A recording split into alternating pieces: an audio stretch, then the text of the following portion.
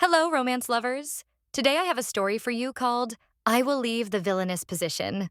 Don't forget to support this video with a like and subscribe to the channel so you don't miss new interesting stories. Thank you for watching. The girl knew for sure that she was dead at that moment. She was dead and now lay not far from the wheel that had fallen off her carriage. She felt life slowly leaving her body, and the girl was sure that from the day it all began, her life had already been decided. It was that fateful day that decided everything. That time there was a ball, which she attended for the first time in her life. From that day on, her life changed dramatically. The girl was amazed by the luxury of the banquet hall, the clothes and decoration of those present at the ball. The decoration of the festive tables was no less rich. The gala ball was very dazzling and striking to the eye. But the girl was very frightened by everything, because it was the first time she had appeared in such a crowded place. Her name was Kay Armil Armin, and she was the daughter of Duke Armin. Around the young Duchess, couples of girls and young men were constantly circling in a slow dance. No one had even thought of inviting her yet. Carmilla watched everything that was happening around her attentively. It seemed that there were too many people for her, so she even started to feel unwell. For a moment, the Duchess noticed that the whole thing had taken her breath away. Then she seemed to feel dizzy and had to grab her head. Already ready to fall, the girl staggered slightly. But at that moment, someone's strong hand grabbed her by her thin waist and prevented her from falling onto the slippery parquet. The Duchess realized that she was being held by a handsome young man. He told her that she almost fell. This young man turned out to be Bernhard Demetra, heir to the title of Marquis of Demetra, and bodyguard of the Crown Prince. The Duchess had already begun to come to her senses.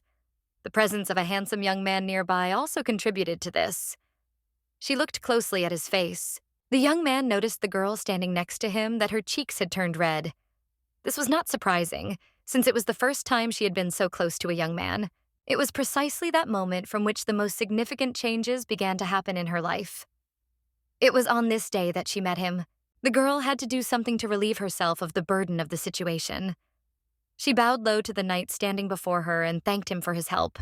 In response, the young man noted that she had no need to thank him. He had simply decided to help a girl who had found herself in a difficult situation. The Duchess found it difficult to speak. All the thoughts in her head were mixed up, and so she decided that it would be better to remain silent. At some point, the thought occurred to her that she really liked this young man, and that's when she realized that she fell in love with him at first sight. One of the following days, everything was as usual in the Duchess's house, but the behavior of its young mistress was unusual. Carmilla decided to pay a visit to her father, who, as usual, was working in his office in the morning. She showed up to him and said that she had a small favor to ask of him. Since the father was the emperor's treasurer, he always had plenty of work. But his daughter's visit seemed to surprise the man, so he said that he would soon be free and they could talk. The girl was impatient to start this conversation as soon as possible, and so she began to nervously squeeze the fabric of her dress in her hands. She was noticeably nervous.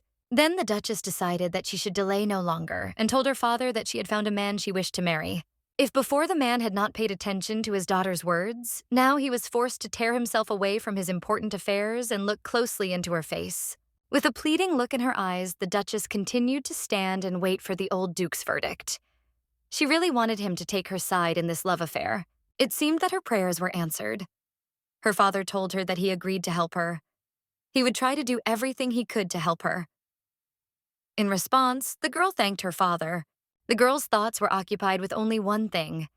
At that time, the Duchess thought only about the fact that she could marry the man she fell in love with at first sight. Nothing else occupied her mind. She was so busy with all this that she could not even imagine that all her actions would lead her to the grave. It seemed that fate had already begun its turn towards a tragic outcome of events. Carmilla's cup of tea was still untouched on the table. She touched it, then jerked her hand away. The girl was clearly not in the mood for tea. The young man sitting in front of her, with whom she fell in love at first sight, firmly declared to her that he was not going to marry, and added that it had never even occurred to him to fall in love with the Duchess. The young lady was incredibly surprised by the Marquise's confession. This was not at all what she had expected. The wayward girl decided that he liked her as much as she liked him. Remembering his face and words at the moment of conversation, the girl wondered whether she should have refused the young man back then. The Duchess decided to have some tea anyway, to take a break and reflect on the situation. She remembered hearing that he had a lover who did not match his status, This is exactly what she decided to tell him, and added that this was probably just a passing passion on the part of the whole party, and she hoped that he would answer her in the affirmative. On that fine sunny day, the Duchess was young and for the first time knew what love was. She was going to fight for it and achieve what she wanted. The Duchess was so carried away by her love that she did not even understand that it was possible to retreat from a man who did not love her and did not want to marry her. Now it seemed to her that it was just youthful maximalism. She turned to the Marquis and told him that she loved him. In the end, she herself believed in this stupidity. As much as the Marquis did not want this marriage to take place, he too was a dependent person, influenced by circumstances. He did not finally refuse the Duchess in her desire to marry. Thus, under the influence of the actions of the young girl's father and under the encouragement of his relatives, the Marquis agreed to their marriage. And as a result, a magnificent and rich wedding took place. The ceremony was very majestic and corresponded to the status of the bride and groom. During the ceremony, the Duchess felt a little out of sorts, but she reassured herself that everything would be fine and that everything else was just nerves from the fact that she was getting married for the first time. At that moment, when the girl stood in front of her husband, she thought that she was the main heroine of this world, and she only needed to overcome the growing anxiety in her chest. As their lips met in a sweet kiss at the end of the ceremony, the Duchess thought that she could live with her beloved young man for the rest of her life. But then all her dreams were shattered by the gloomy, everyday life. Her happiness turned out to be very fragile, and suddenly she realized that she was just a third-rate villain of the novel, who was just an obstacle. The Duchess realized that she would never be happy. Her husband's entire behavior showed that this marriage was undesirable to him, and so she spent most of her time crying in her room. The Marquise's thoughts and time were occupied by a completely different young lady. She was the complete opposite of the Duchess, and he had absolutely no time or desire for his wife. Thus, Carmilla turned out to be an obstacle on the way to true love.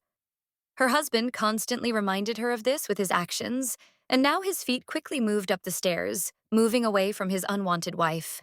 The young man didn't even turn an ear to her request to wait for her. Lately, he had been deaf to all her words. The Marquise continued to move upward. The Duchess turned to her husband once more and told him that they absolutely had to talk. This request could not be delayed, and she wanted it to happen as soon as possible. The young man heard her words and turned around, looking at his wife. He said that he did not want to talk to her and was now busy with going to the Emperor's palace as quickly as possible. The Duchess replied that it should not take too long. She only wanted to tell her husband something that she thought was very important. The Marquis stood and waited for his wife to explain. He decided to wait to see what she would tell him. And the Duchess told her husband that they were going to have a child. The Marquis stopped and, as if pondering what he had heard, froze on the stairs. His wife took advantage of this and began to move closer to him. She told him that she knew that he did not love her. Coming closer, she continued and added that if he could not be a good husband, then he should try to be a good father. In that case, she would continue to tolerate his inappropriate behavior. The girl continued the conversation and said that it would be good if the Marquis tried to do at least this. After all, the child would not only be hers, but would also become the successor of her husband's line. The Marquis remained silent in response. Either he was pondering the news that had suddenly befallen him, or he did not want to agree with his wife's words. Seeing that her husband was beginning to hesitate, the Duchess told him that in any case they could try to improve their relationship, because thanks to the child they could become a good and loving couple. The Duchess already saw in her mind their happy family, which would be firmly connected by the appearance of the future child, and perhaps other children in the future. But it seemed her dreams were not destined to come true, because the next moment her eyes saw something she did not like at all. Her husband turned around and started moving up the stairs, away from his pregnant wife. He was not going to respond to her requests and words. The Duchess's courage did not touch the Marquise's soul at all. He moved away from her, despite his wife's requests not to go anywhere. The young woman kept trying to catch up with him, but her position made it difficult for her to do so. She only kept asking him to wait and listen to her one more time. The Duchess found it difficult to walk up the stairs. She quickly became out of breath and had to lean on the handrail of the stairs. She couldn't understand why he was doing this to her. And then, after some time, she lost the child. The Duchess sat in her bedroom and listened to the doctor. He told her that her body had been so weak to begin with that she simply needed to rest properly. He added that it seemed that her psychological state had consumed her health in a way that the child could not cope with. All the girl's thoughts were consumed only by the lost child. Although he was not yet born and existed only in her belly, she already loved him and could not bear the death of her child. She ordered an outfit to be prepared for her. After she had tidied herself up, the maid remarked that she was very glad that her mistress had already recovered and seemed to be feeling better. The Duchess could hardly bear the weight of her loss.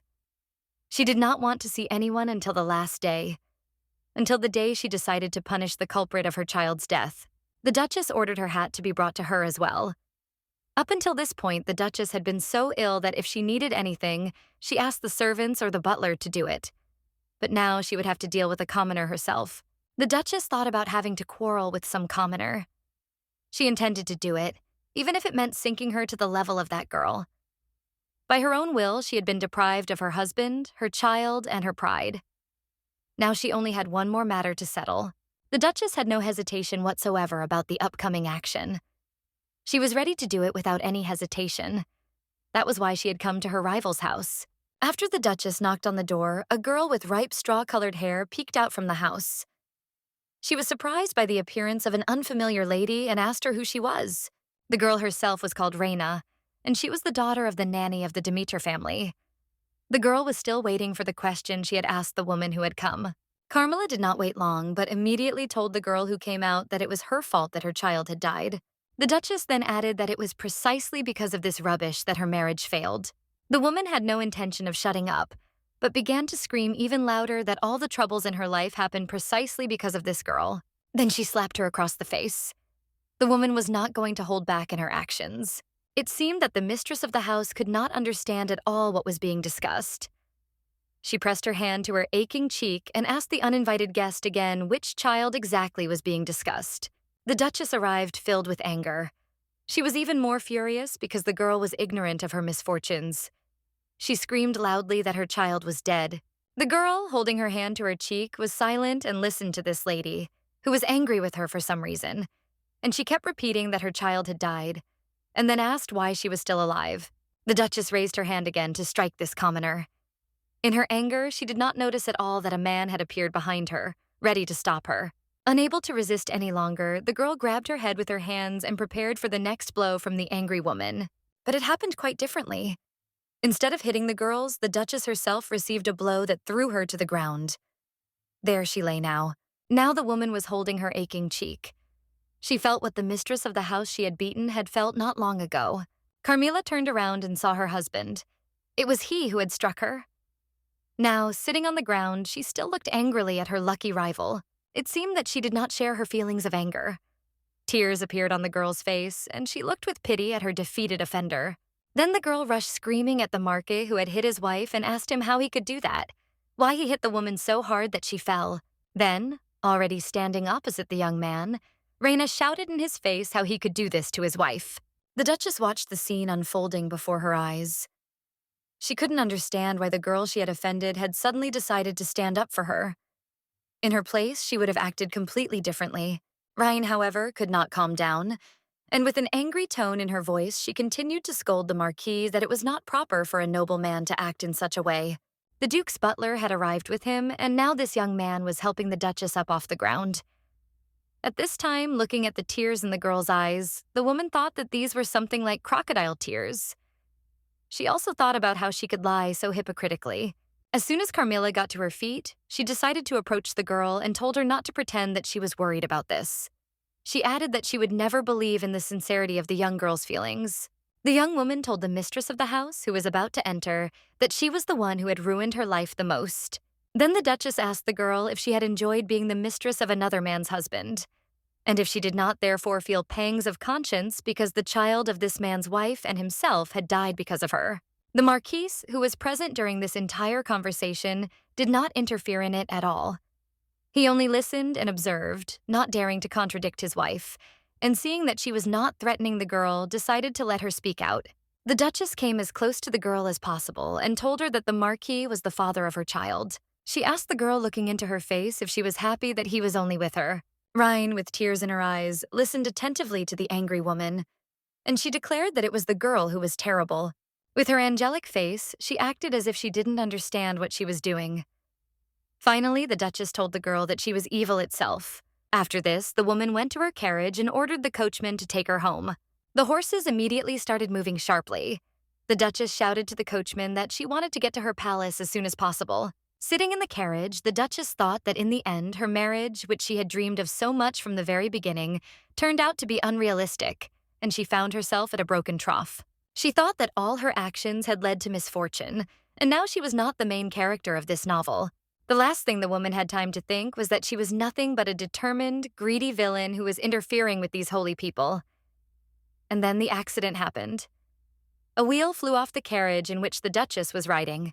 As a result of this incident, the woman found herself lying on the ground and feeling her death approaching. Taking a last look at the crimson-red sky visible between the trees, the Duchess thought about what kind of ending the evil Villainess would meet. Still continuing on Earth, the woman realized, after all the events that had happened, that it was she herself who was to blame for everything. Then the evil Villainess's life was supposed to end. But for some reason, when her eyes opened, she saw the world around her that was familiar to her. Everything looked exactly the same as it had in life. It is not clear why, to her surprise, the Duchess discovered that she was still alive, and besides, she returned to the times that preceded her marriage. Carmilla thought that perhaps this was her chance to change everything, to avoid making the mistakes she had made in the past. The girl began to think about how this could be done. Sitting at the table with a mirror, she decided where to start. And the first thing she planned was to cancel the planned wedding. After paying too much for all this, the Duchess decided to prevent all this in the next life. She decided to appeal to her father, and for this purpose she came to his office. When her father asked her what had happened to her, the Duchess replied that she was fine, and that she had a request for her father. She added that she wanted to end her marriage with her husband. She thought that she didn't want to live like that anymore. And then she realized that she had made a mistake and quickly corrected herself, adding that, more precisely, she couldn't marry this man. The Duchess could not wait any longer, and her father, hearing of the marriage, asked her what the word husband meant, and added that she was very nimble. Now the Duchess realized her slip of the tongue and hastened to remark that she did not consider him her husband, but even wished to refuse the upcoming wedding with the Marquis. It became clear to her why she had called him husband, but she could no longer change anything, and so she only pressed her hand to her lips. The Duchess kept trying to figure out how it had happened that she had misspoke. She thought that in future, she would have to be more careful in her conversations with the people around her. The girl thought that she didn't want to have another miscarriage and lose the baby. She also didn't want to marry a man who could never love her. Then Reina asked the Duchess for forgiveness for the grief she had brought into her life. She added that she really didn't think that something like this could happen to the Duchess. The girl continued to ask forgiveness from the Marquis's wife, who was standing behind her at the time. She felt very sorry for this poor woman who had lost her child. Looking into the Duchess's eyes, the girl told her that she loved Byrne and just wanted to be with him. She wanted to be with him for just a little while. She couldn't imagine that it could lead to such dire consequences. The Duchess saw her husband embracing this wicked woman, and she said that she thought nothing would happen if she saw him sometimes, even for a short time. Reina went up to the Marquis and began to cry on his shoulder. She said that she did not want something like that to happen, and also began to ask forgiveness from the young man. She said that she did not want to hurt him. The girl moved away from the young man a little and began to justify herself. She told him that she really didn't know anything, and that all this probably happened because of her greed. She believed that she was the only one to blame for everything that happened. Then she turned to leave and finally told the Marquis, who was stunned by this news, that she wanted to leave him. She asked him not to hate her for it. The Duchess was watching everything that was happening at that moment from the side. She was pleased with how the relationship between the girl and the young man was developing. Byrne asked the girl not to jump to conclusions. He said that they needed to wait until everyone calmed down and only then decide what to do next. He held the girl's hand and was not going to let it go. And at that time, she could not hold back the tears streaming down her cheeks. Finally, he managed to catch up with the girl and began to hold her. Turning to her, he said that he did not understand what she was talking about because she was not guilty of anything. The only bad thing here was only him. The young man held the head of the girl standing next to him in his hands. He asked her not to blame herself for anything. Then he hugged her, pressed her body to his chest, and told her not to say such terrible things. The Duchess continued to watch the young people all this time. She heard their entire conversation perfectly. Looking at her husband, she thought of telling him that his child was dead. It was her and his common child. When he looked at his wife, she thought, how dare he look at her like that? The Duchess thought of him. that he had never looked at his wife as he now looked at this commoner. The Duchess's husband continued to calm his childhood friend and lover. He pressed her head to his body and asked her to calm down. The man said that it was not her fault, and therefore everything was fine. Hearing this, the Duchess could not calm down and thought about how he could say such things now, because he was the father of this child. And it was because of this woman that their common child died. The crying girl calmed down a little, then turned to the woman and asked her for forgiveness. She said that she loved this man very much. Then Reina continued and said that she could not leave and live without this man because she loved him very much. The Duchess remembered all this and realized that it was not really a nightmare. She realized that she really died, but fate gave her a chance to fix everything. Yes, she had a terrible life. But now she will try to make everything different. And now the girl waited for her stern father to say something about canceling her already planned marriage. He asked her what kind of inconstancy this was on her part, since she herself had said that she wanted to get married. The girl knew perfectly well why she shouldn't get married. The whole point was that he didn't marry her because he loved her. He married her to protect his love for that girl.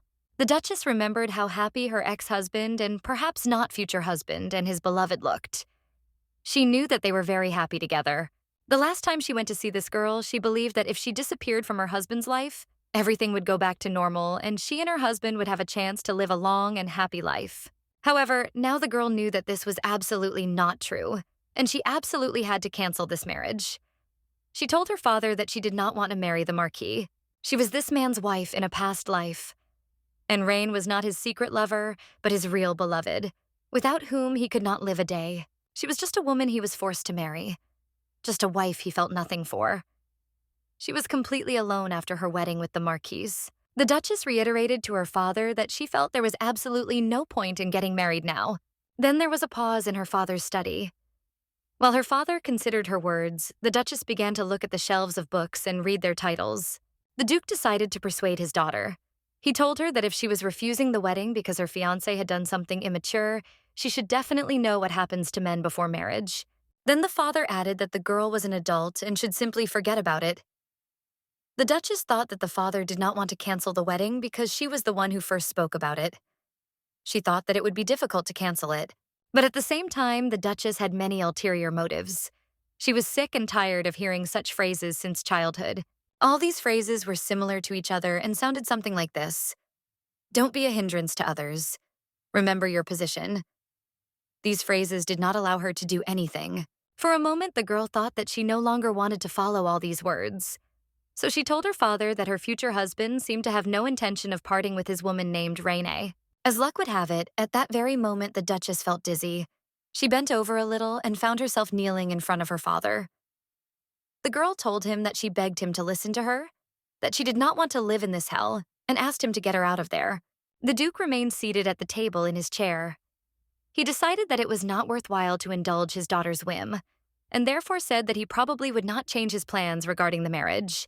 Then the girl decided that she had fallen to the floor at the right time, and so she bowed her head to the floor and began to ask her father to fulfill her request. And in return, she promised to do anything, no matter what he asked of her in return.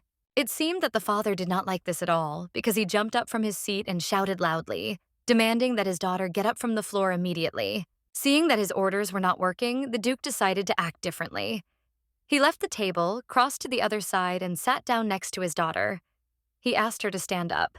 The Duchess told her father that she was very serious.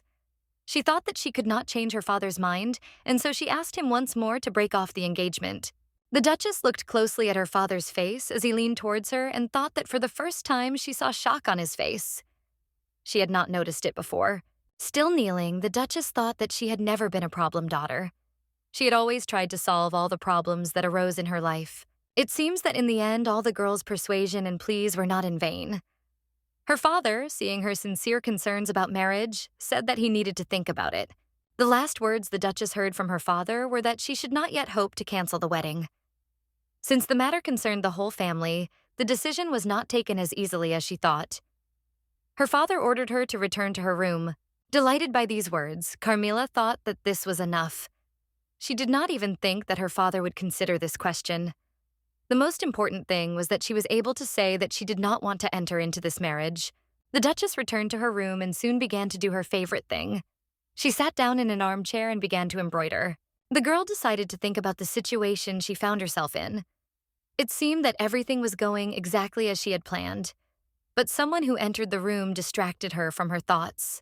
The Duchess was forced to tear herself away from her needlework and the thoughts raging in her soul and turn towards the person who entered. It was her mother who decided to inquire what her daughter was doing. The old Duchess came to reassure her daughter as her husband had told her everything. The woman said that there was no such thing as a happy marriage in the world. She told her daughter that she had wanted this marriage herself, and now she wanted to break off the engagement because of some mistress of her fiancé. The Duchess really believed that her daughter shouldn't do this. She told her that having a mistress was no reason to call off an engagement. The daughter, it seemed, was not ready to agree to her persuasion and therefore asked her mother, because not all marriages are hell for those who entered into them. Coming closer to her mother, the Duchess told her that she would prefer a perfectly arranged marriage. She did not want to be unhappy in her marriage because of her husband's love for another woman. Standing before this stern woman, the girl declared that she could not stand it, and then added that she could call her stupid, but asked for forgiveness at least once, to be stupid for her and to fulfill her wishes to cancel the engagement and marriage with the Marquis. All the time, the Duchess was thinking about what she should do. She even thought again about whether she should kneel before her mother. Her next thought was whether she should become a pleading daughter.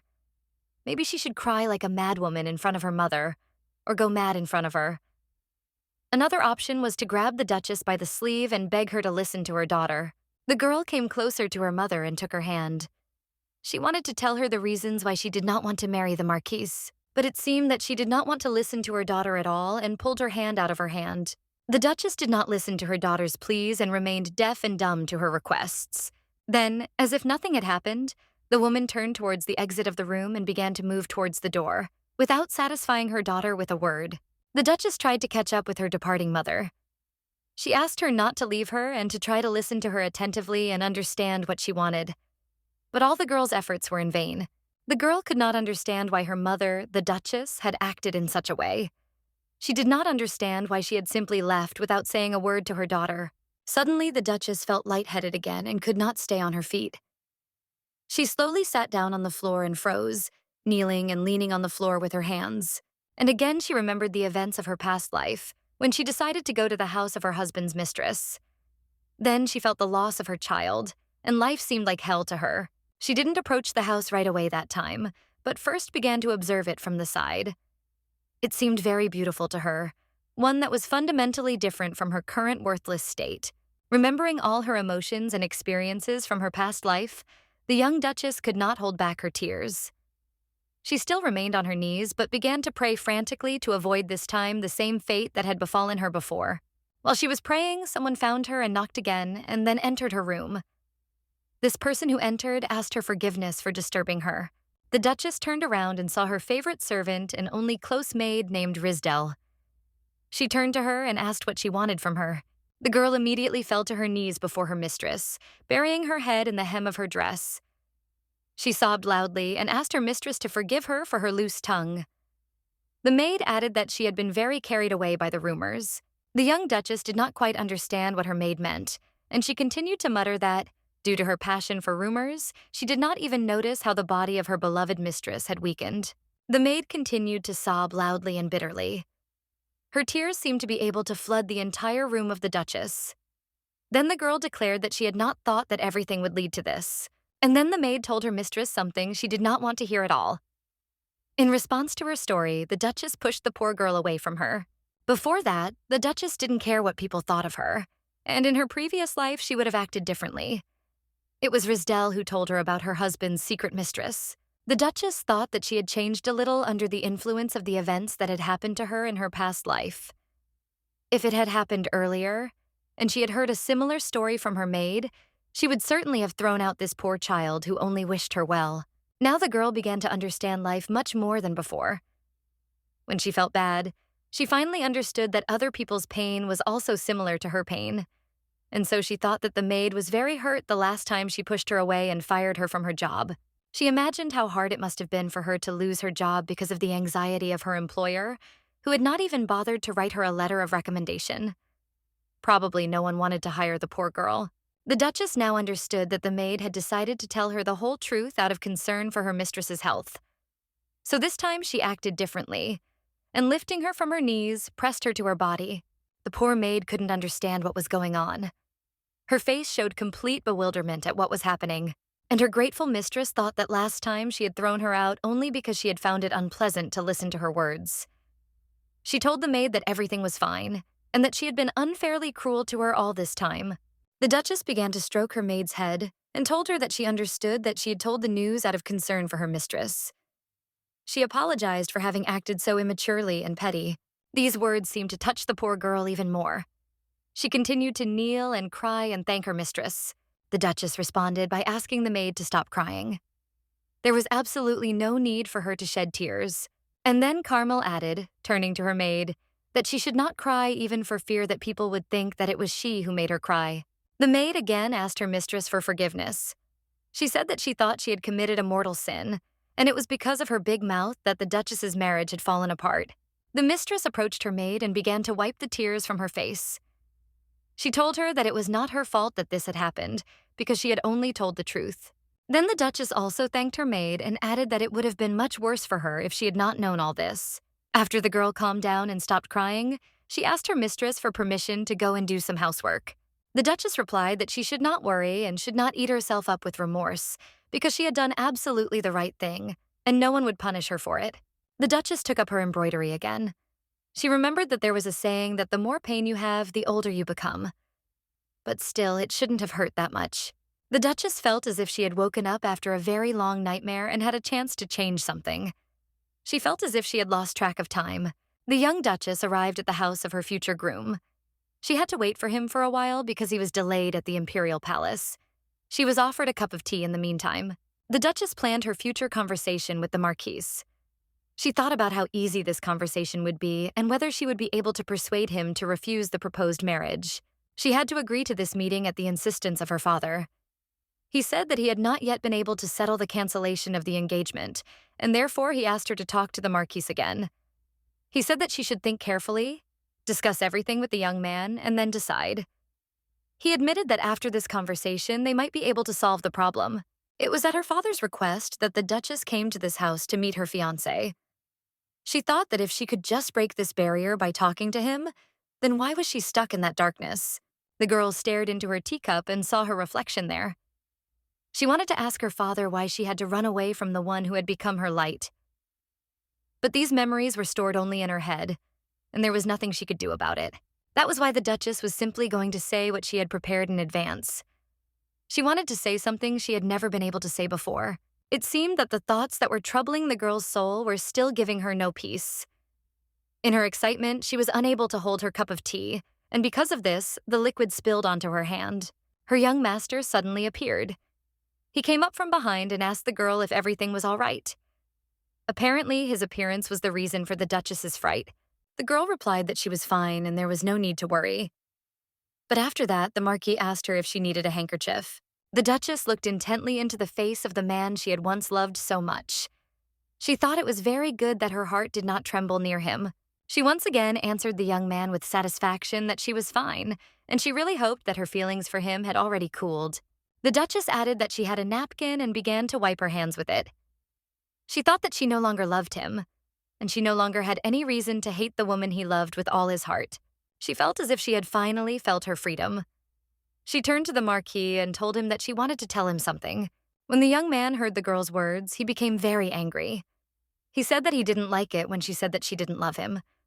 But for some reason, she still kept telling him this. Then he added that he wasn't the kind of person who could make her happy. If the girl was even a little surprised by her interlocutor's words, she didn't show it. She thought that everything had instantly returned to normal. The Duchess clenched her fists and silently began to watch the man standing in front of her.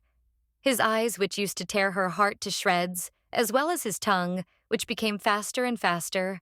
And that last time she said unpleasant things that he loved, and when he raised his hand to her, she remembered it all at that moment.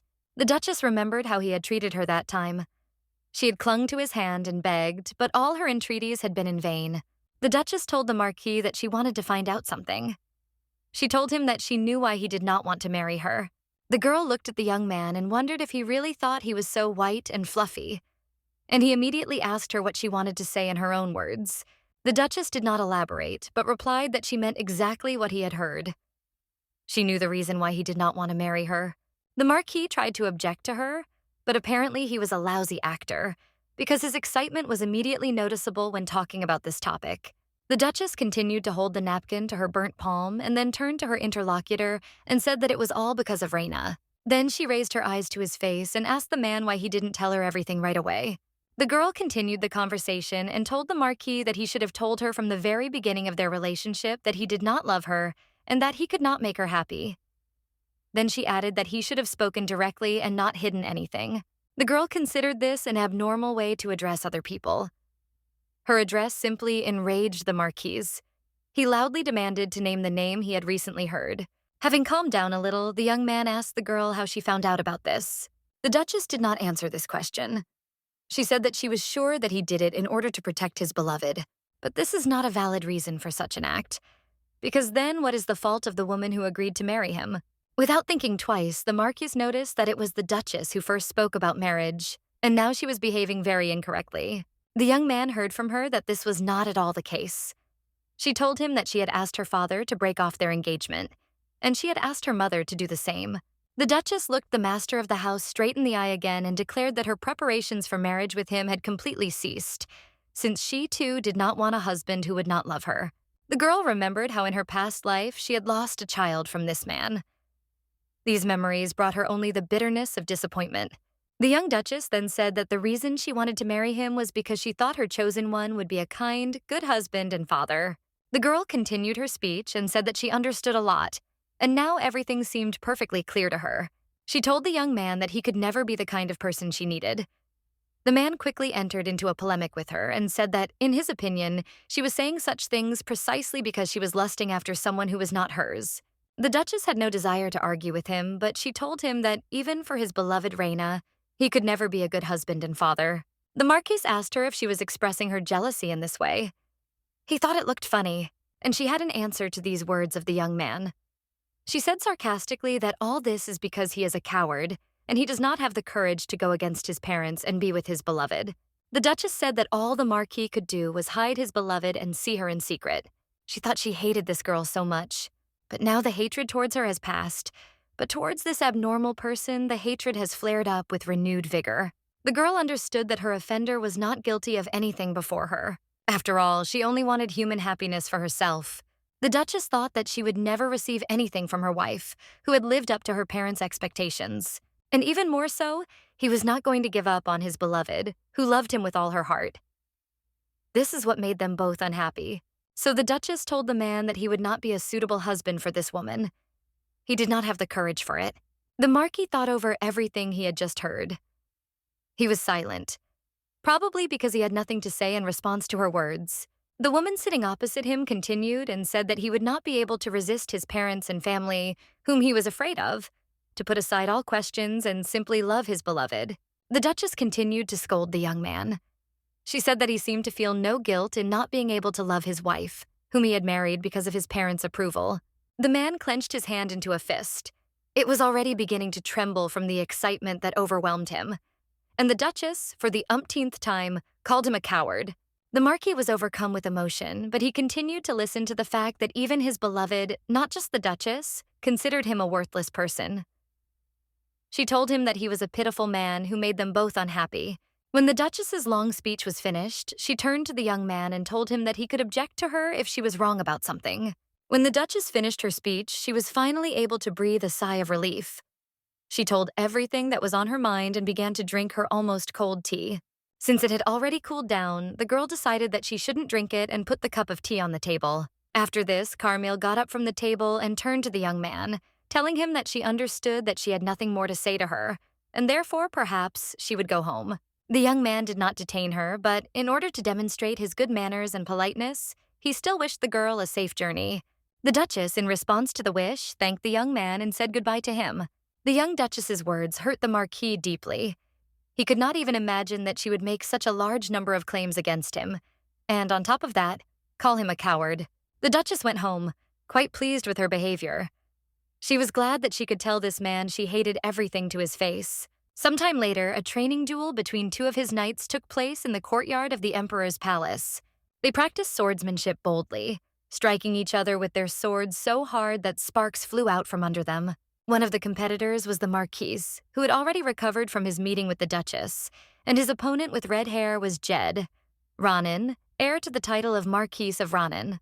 Bernhard stubbornly parried his opponent's blows, and the latter also talked a lot. He asked him why he looked so helpless, and then added that his fiancée was not an ordinary girl. Bern thought about his rival's words, and then his attention turned again to that ill-fated conversation during tea with the young Duchess. Jed rushed to attack his opponent again, and at the same time managed to ask him if it was because of her that he was so inattentive. This seemed to bring the young man pleasure. He added that the Marquis's grip on the sword was also rather weak. In response, Bern decided to hold him as tightly as possible and began to respond to his opponent's blows with even greater force. For a moment, the faces of the young fencers came close to each other. And then Bern thought that the man standing opposite him was behaving very strangely. The Marquis stepped back a little, preparing to parry another blow. He thought that Jed was using some strange tricks again. The young man raised his sword high above his head and at the same time thought that he needed to push his opponent away. During this action, he made a sharp swing with his sword. Bern saw his opponent's movements as simply incredible. He was approaching very quickly, delivering crushing blows with his sword. And very soon the young man found himself lying on the stone surface of the ground. His successful rival stood next to him and from his height, peered intently into the Marquise's face. Then the winner put the point of his sword to his chest and asked him to surrender. Jed held his sword high, right next to his head. He looked very fierce and warlike. The boys did not hear another man appear in the arena. He commanded with a commanding voice to stop the fight immediately. The young man walked down the steps and began to quickly approach the fighting young people. The Marquis was still lying down, and the tip of the sword was pointed in his direction. The newcomer declared that Jed had won this duel fairly. This seemed to please the opponent standing above him very much. He asked Bern if he had heard what His Highness had said, that victory in the battle was his. The man who had arrived came very close to them and stood at the feet of the lying Marquis. Then he said that the defeated man seemed to be distracted by his thoughts. It was Max Seiver, the crown prince of the Empire. The Marquis, who was still lying on the ground, seemed to have a headache, for he began to hold it with his hand. He turned to his conqueror and remarked that he seemed to have learned some strange trick again since they had not seen each other. He seemed only amused by this remark. He replied that the main thing was winning, and now his opponent had suffered a defeat. Then the young man leaned closer and said that while the Marquis was wasting his time, he had not been sitting idle. Bern silently looked into the eyes of the winner, leaning over him, and said nothing in response. He continued to lie on the stone slab of the imperial palace, and two young men stood near him. He then told them that it seemed that he had indeed been too renounced lately, and therefore he was forced to admit his defeat. The prince said that he too had not seen the face of his companion lately, and for him it was very strange. The Marquis, who was still lying down, heard from the crown prince that he was upset by this, since it looked as if after his engagement he was forced to take a back seat. The Marquis covered his eyes with his glove and asked the prince if he had really been so distant. Then the Marquis's opponent lay down on the ground next to him and said that he was now interested in what kind of woman it was who was able to stir up this rough iron tower. He did not hear an answer to his question, because the young man himself did not understand it. He could not come to his senses after his last conversation with the Duchess. The crown prince remained standing near his knights. He listened attentively to their conversation and did not utter a single word.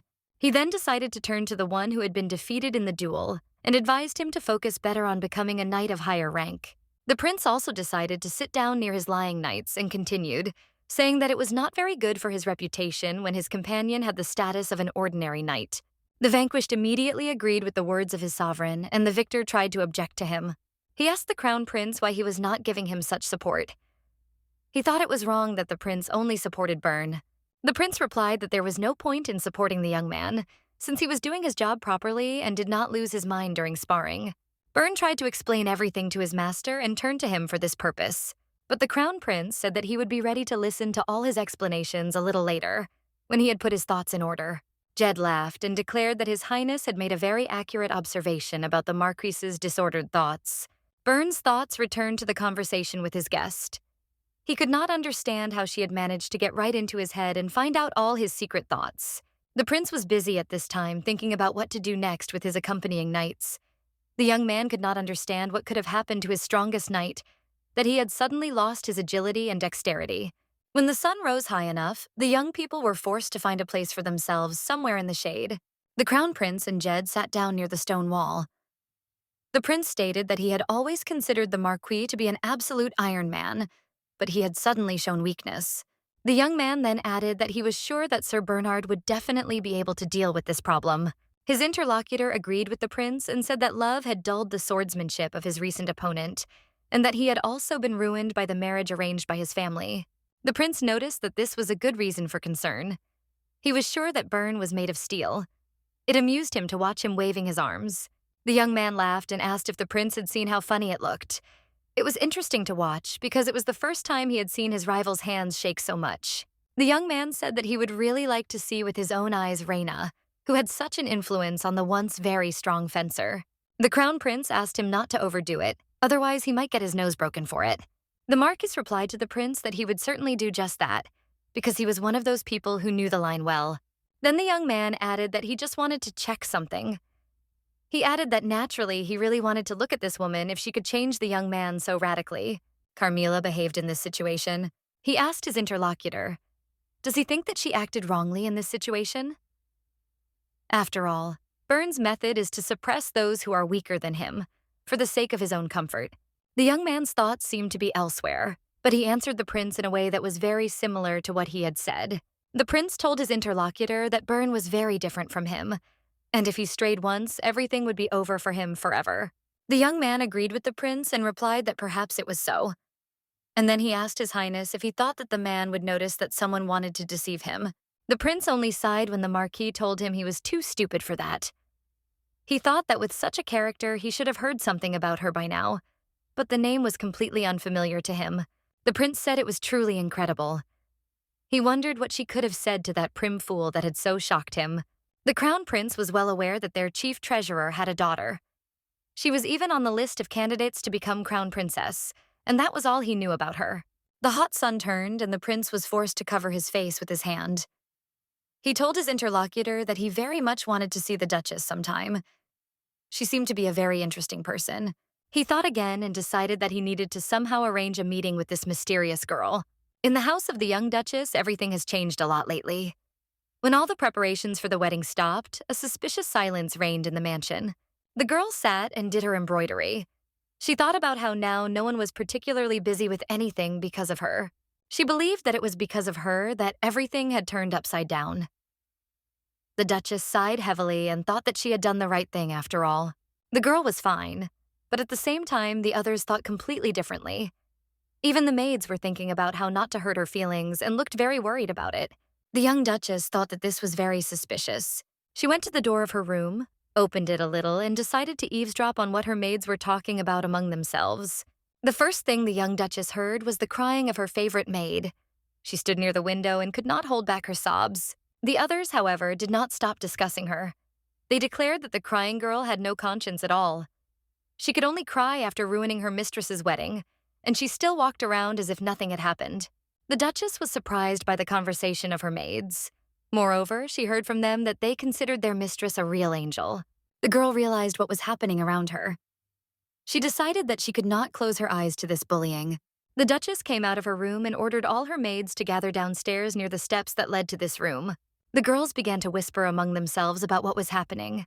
They were curious about why the mistress had called them. They assumed that it might be connected with some kind of affair.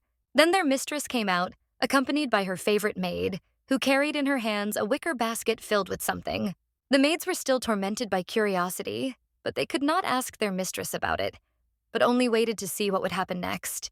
The Duchess decided that she would be very strict with her maids. She needed to explain exactly what they had done wrong. The subordinates were ready for what their mistress would tell them, and began to listen carefully and look at her.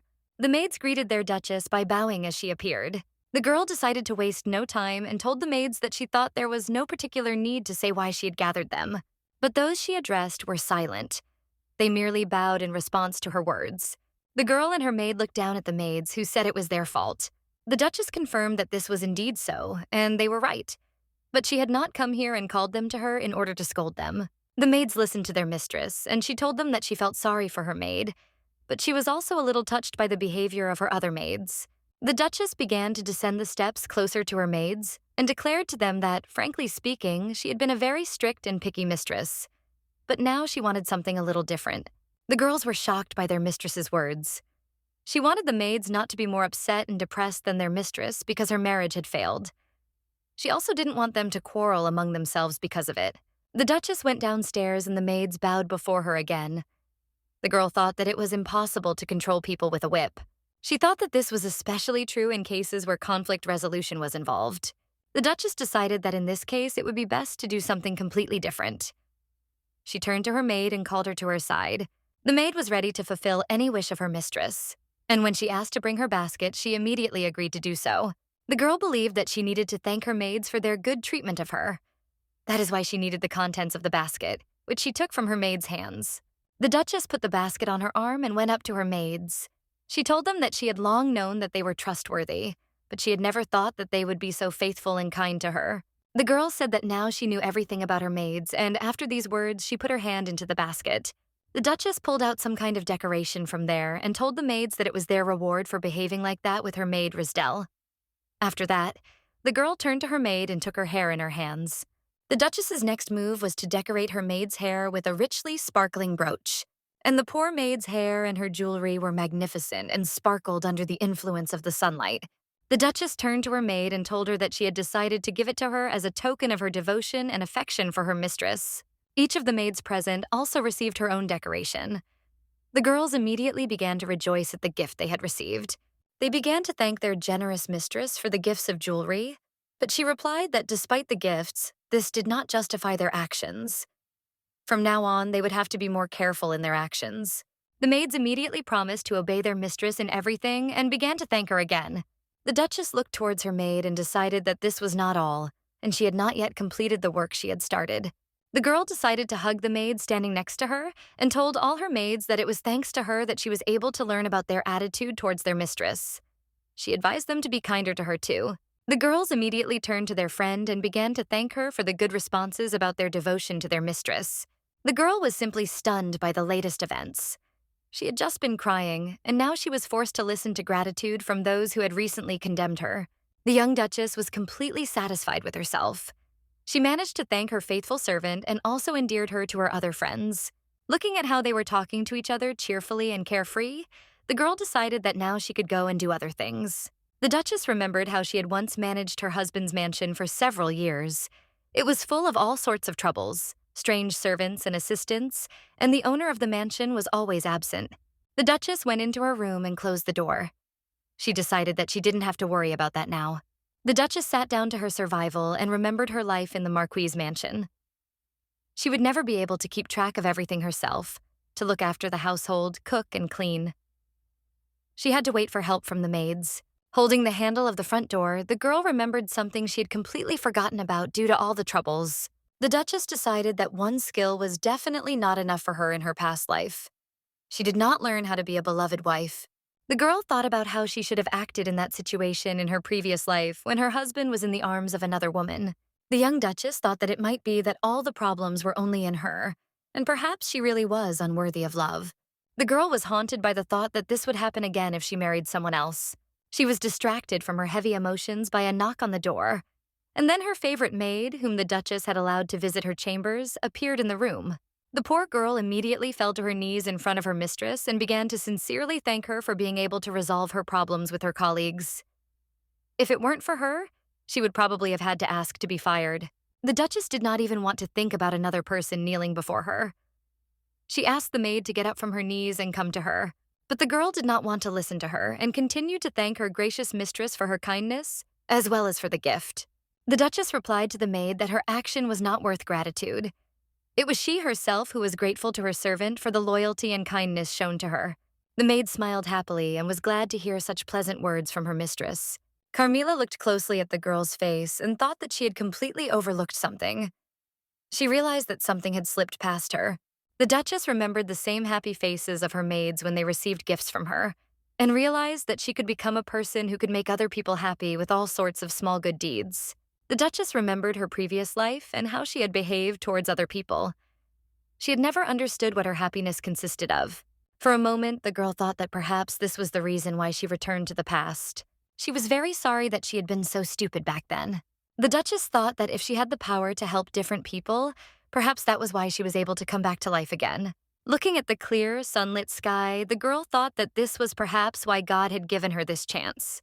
The Duchess stroked the head of the maid who was sitting next to her and said that she knew that she was good and not guilty of anything, and then added that her faults were also her faults as the maid's mistress. The maid continued to cry, and her mistress added that she should not feel any pressure about this, because it was just a small act of kindness on her part. The Duchess decided to calm the girl down, and for this purpose, she pressed her body to herself and hugged her tightly. She told her that she wanted her to be happy. Having finished with all these things, Carmilla decided to take up embroidery again and sat down in a chair by the window. Since the room was stuffy, she decided to open the window and became a witness to an unexpected conversation that was taking place at that time in the Duke's garden.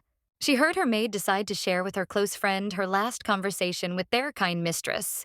The girl remembered how she had said that she wanted her maid to be happy. It reminded her of looking at a child who was just beginning to learn about life. It was a very pleasant feeling for her. The Duchess enjoyed being kind. She was pleased to see the effect it had on those close to her. The girl was very happy. She thought that life was wonderful and hoped that perhaps everything would go as usual. She really wanted to find a different path that would be different from her previous life, which seemed like a real hell to her. The girl couldn't concentrate on her embroidery. Her thoughts were distracting her from her actions. She thought that maybe she could really do it. And to do that, she had to leave her past in the past. The house that the Marquis had built for his beloved was in complete disarray, and now he was running around the house calling his beloved girl by name, to no avail. But, unfortunately, Rain did not respond to his call.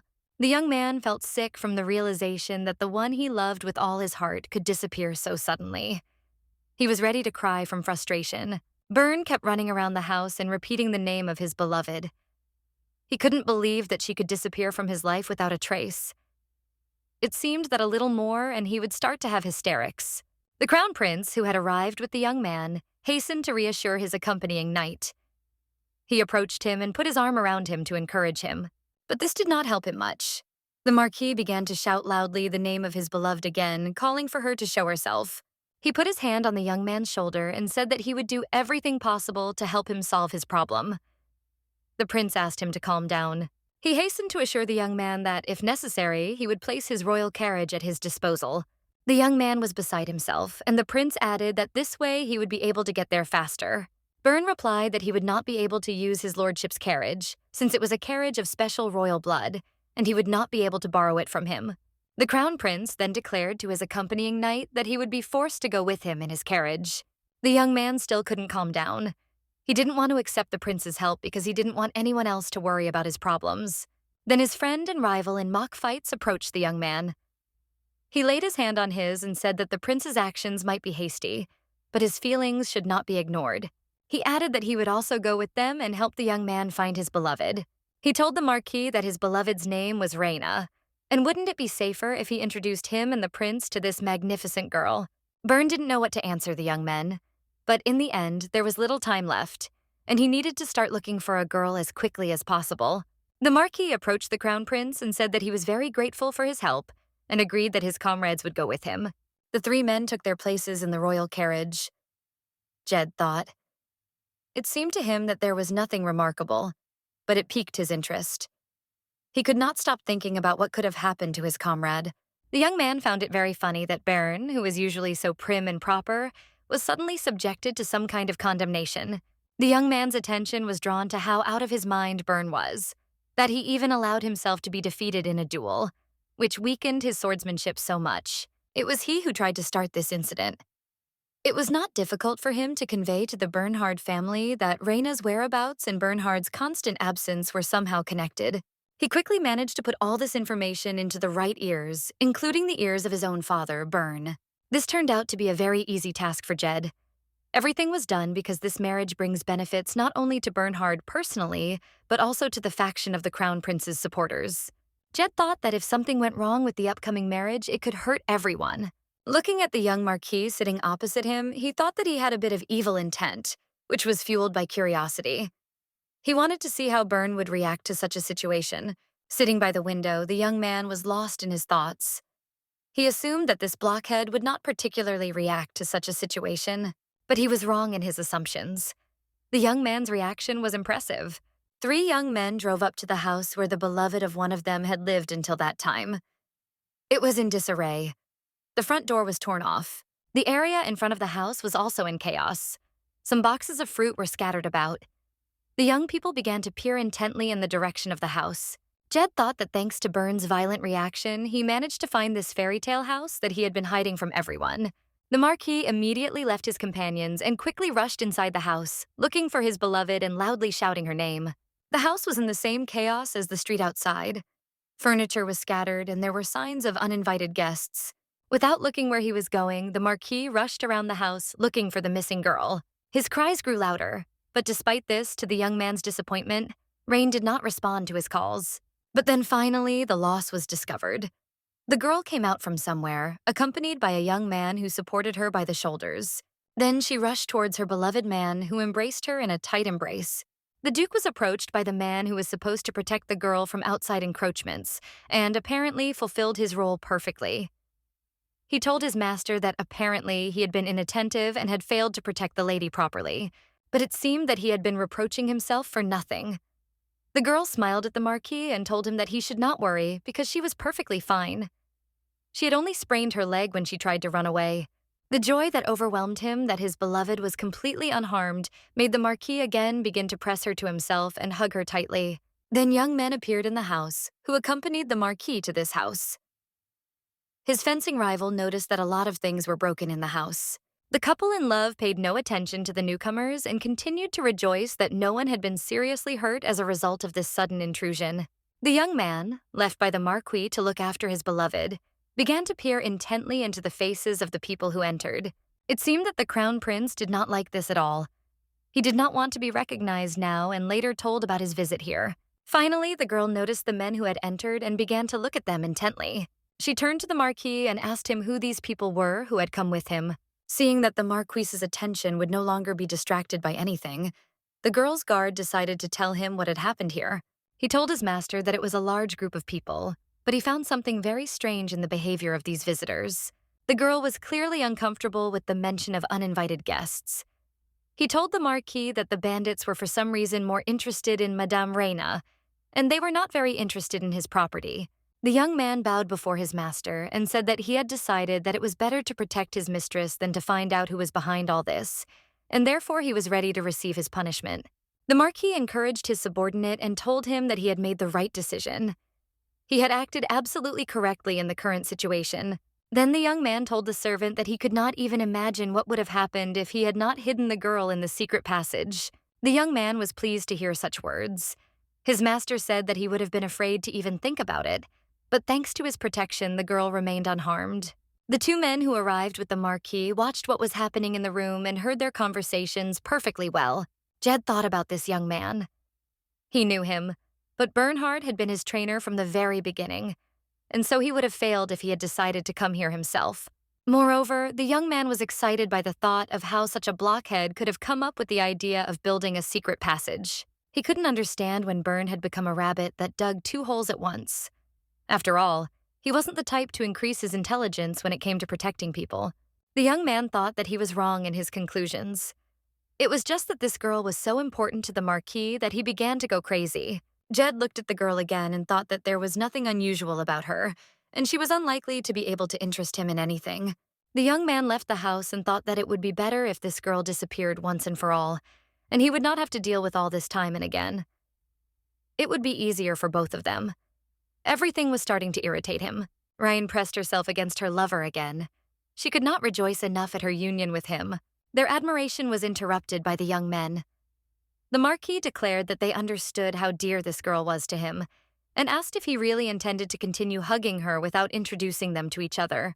Bern had to answer the question that when he saw his beloved, those who came with him moved into the background for him. He answered that they were mistaken, and that was absolutely not true. The young men waited for him to introduce them. One of them noticed that the Marquis had blushed. The silence seemed to have dragged on for a while. This silence was broken by Reine. She turned to the young men and asked them if they were perhaps friends of Bern, and added that it might sound strange under the circumstances, but she was glad that she had the opportunity to meet them. Silence reigned again. the prince was thinking about how to keep his name from coming up. And the Marquis was busy with what to call the young men who had entered the house. The prince knew that his name should not be mentioned here under any circumstances, otherwise it could ruin his reputation. But then the young man brought his feelings into order and turned to the girl with the words that he was also very glad to see her. He then asked her if it would not be better to call her a lady, which left her feeling completely delighted. Then the hostess turned to the young men and said that if they had guests, she should make tea. She asked them to wait a little. While the young men were standing at the entrance, the girl rushed headlong into the kitchen to prepare a treat for them. When she was already at the kitchen table, the prince turned to her and said that she did not have to do this. Rain turned towards them and said that it didn't cost her anything. She was only glad to have guests in her house and asked them to wait a little. The men sat down at an empty table in the living room of the house and began to wait for the hospitable hostess. The crown prince was the first to speak. He told the Marquis, who was looking at him, that he had chosen an interesting woman. Then the young man added that she was truly amazing. Therefore, he was not surprised that his knight fell in love with her. The prince said that if they did nothing about it, it might turn out that they would never be able to see her again. The Marquis confirmed the words of his interlocutor and said that this girl was special. The prince remarked again that she did not need to make them tea, as the lady had injured her ankle, and he asked her to rest. But it turned out that she was very stubborn. The Marquis replied that it was possible that this was so, since it was the first time he had brought his friends here. He added that Reina was stubborn because she wanted to be nice to them, and thanked them for not judging her for such rudeness. The prince replied that he fully understood this rudeness because she knew nothing. However, it would be better if they did not tell who he really was, because useless information could only do harm. The prince continued to worry about the girl. He said that if they did not do something about it, it might turn out that this would be their last meeting. In the crown prince's opinion, this could not be allowed to happen, and Byrne fully agreed. While waiting, the guests began to examine the house, and the prince said that his knight had built a beautiful mansion, but unfortunately, it was completely destroyed. Jed joined their conversation and said that Byrne's beloved could no longer stay there and that he needed to do something. He said that he really liked this girl, and if necessary, he was ready to lend her his villa. The crown prince continued to ponder how something like this could happen in the capital of the empire itself. He approached Byrne and asked if he had any idea who could have done all this. In his opinion, if someone knew about this place, then there is a high probability that it was someone close to the Marquis. The young man replied that it must be someone who hated him. The prince said that it did not have to be the one who hated the Marquis. Someone else could be guilty. At this point, Jed listened in silence. The prince said that it could be one of the Marquis's parents or a close friend who could have done this out of concern for the young man. The young man, who had remained silent until then, said that if there really was such a person, then Byrne should never trust him again. The prince remarked that he did not think anyone would interfere with something like that. All this talk at the dinner table led to the Marquis deciding to talk to the prince. He said that after all their conversations, something had come to his mind and asked him for permission to leave them for a while. The prince looked closely at the state of the knight accompanying him. He did not like what he saw at all. After he received permission to leave, the Marquis immediately jumped to his feet and ran headlong in an unknown direction. The crown prince told his companion that it seemed the Marquis might do something bad today. He was in such a state that it seemed inevitable. The person sitting next to him also agreed. The young man looked at the crown prince carefully. Over the years, he had come to know him very well. It was unknown how it was with other things, but he knew for sure that His Highness hated such competence, and this was fraught with danger for the young man who had run away. Jed continued to think. He thought that under the current circumstances, His Highness could replace the Marquis with someone more promising. He didn't understand why it was necessary to engage in such nonsense. When the water for tea had already boiled, the hospitable hostess came with their treat and said that they had probably been waiting for a long time. She apologized to her guests for taking so long to cook. This was because the kitchen was a mess.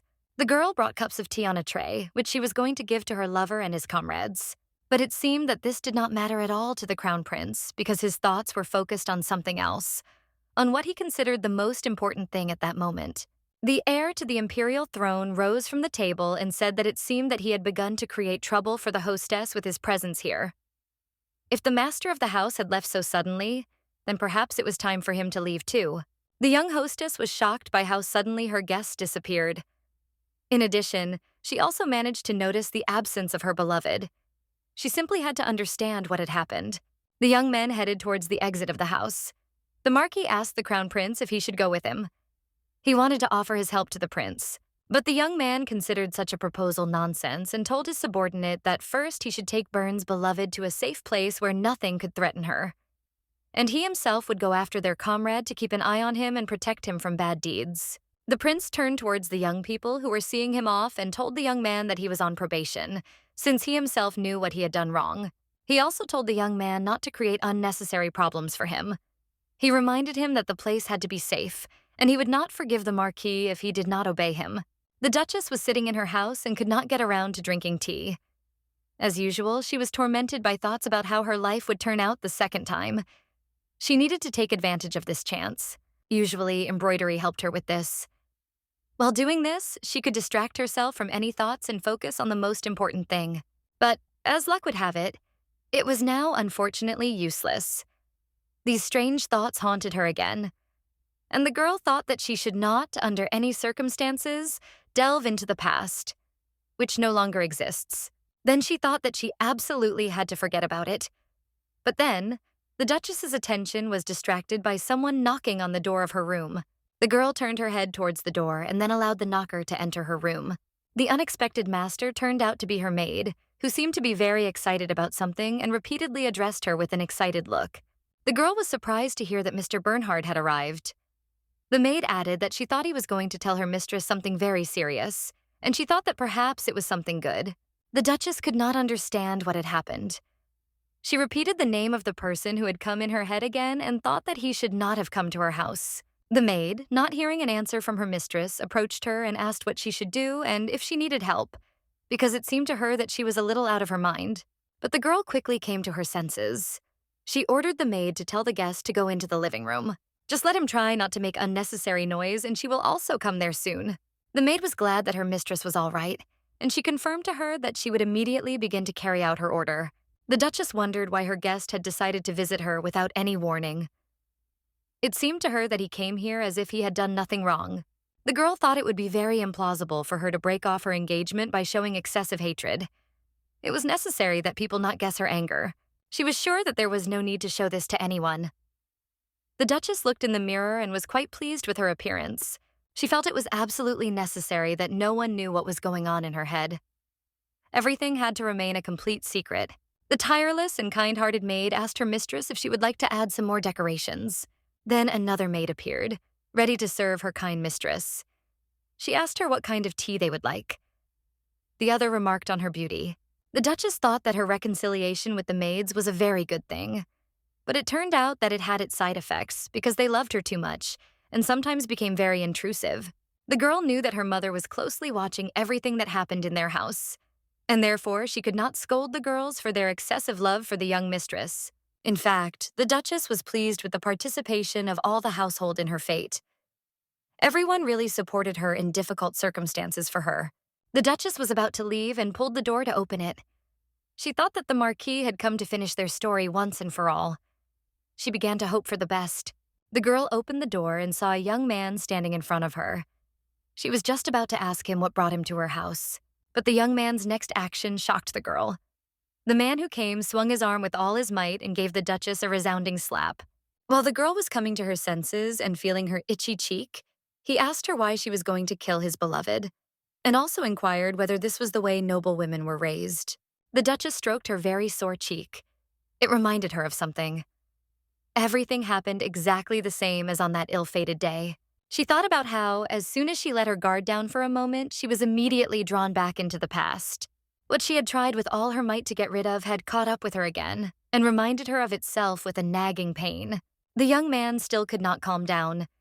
He did not hold back his emotions and shouted loudly. He asked the hostess of the house why she did this, because she had promised him to retreat, and then, probably, she wanted to catch him off guard again. The man demanded an immediate answer. He screamed so loudly that the girl had to cover her ears with her hands. She even closed her eyes from the pain and screaming, which prevented her from concentrating. The Duchess thought that this was a normal relationship for them. She remembered that it had been like this before. It was normal for her husband to be angry with her because of his lover, and she only became angrier and more toxic because of it. The Marquis did not calm down.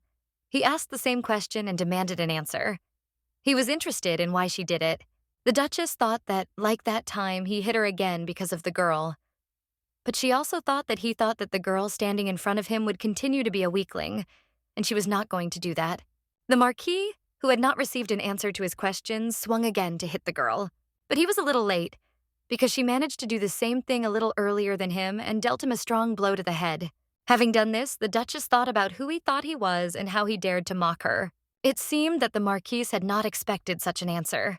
He looked at the girl who had rebuffed him with hatred in his eyes. She told him that she thought there had been some misunderstanding between them. She said that she had only returned to him what she had received from him.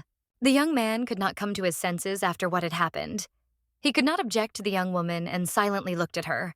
The Marquis held his cheek, and the Duchess, as if nothing had happened, turned around after telling him that she did not think he was ready to engage in a normal dialogue now, and therefore it would be best for him to return to his room.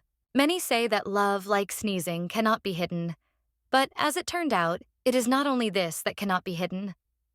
Hatred is also very difficult to hide. Every time the girl saw how hatred simply burst out of her body, which cannot be hidden in any way, the Duchess felt unwell. She felt as if she was going to vomit, and she was in great pain. Her chest tightened and her vision darkened.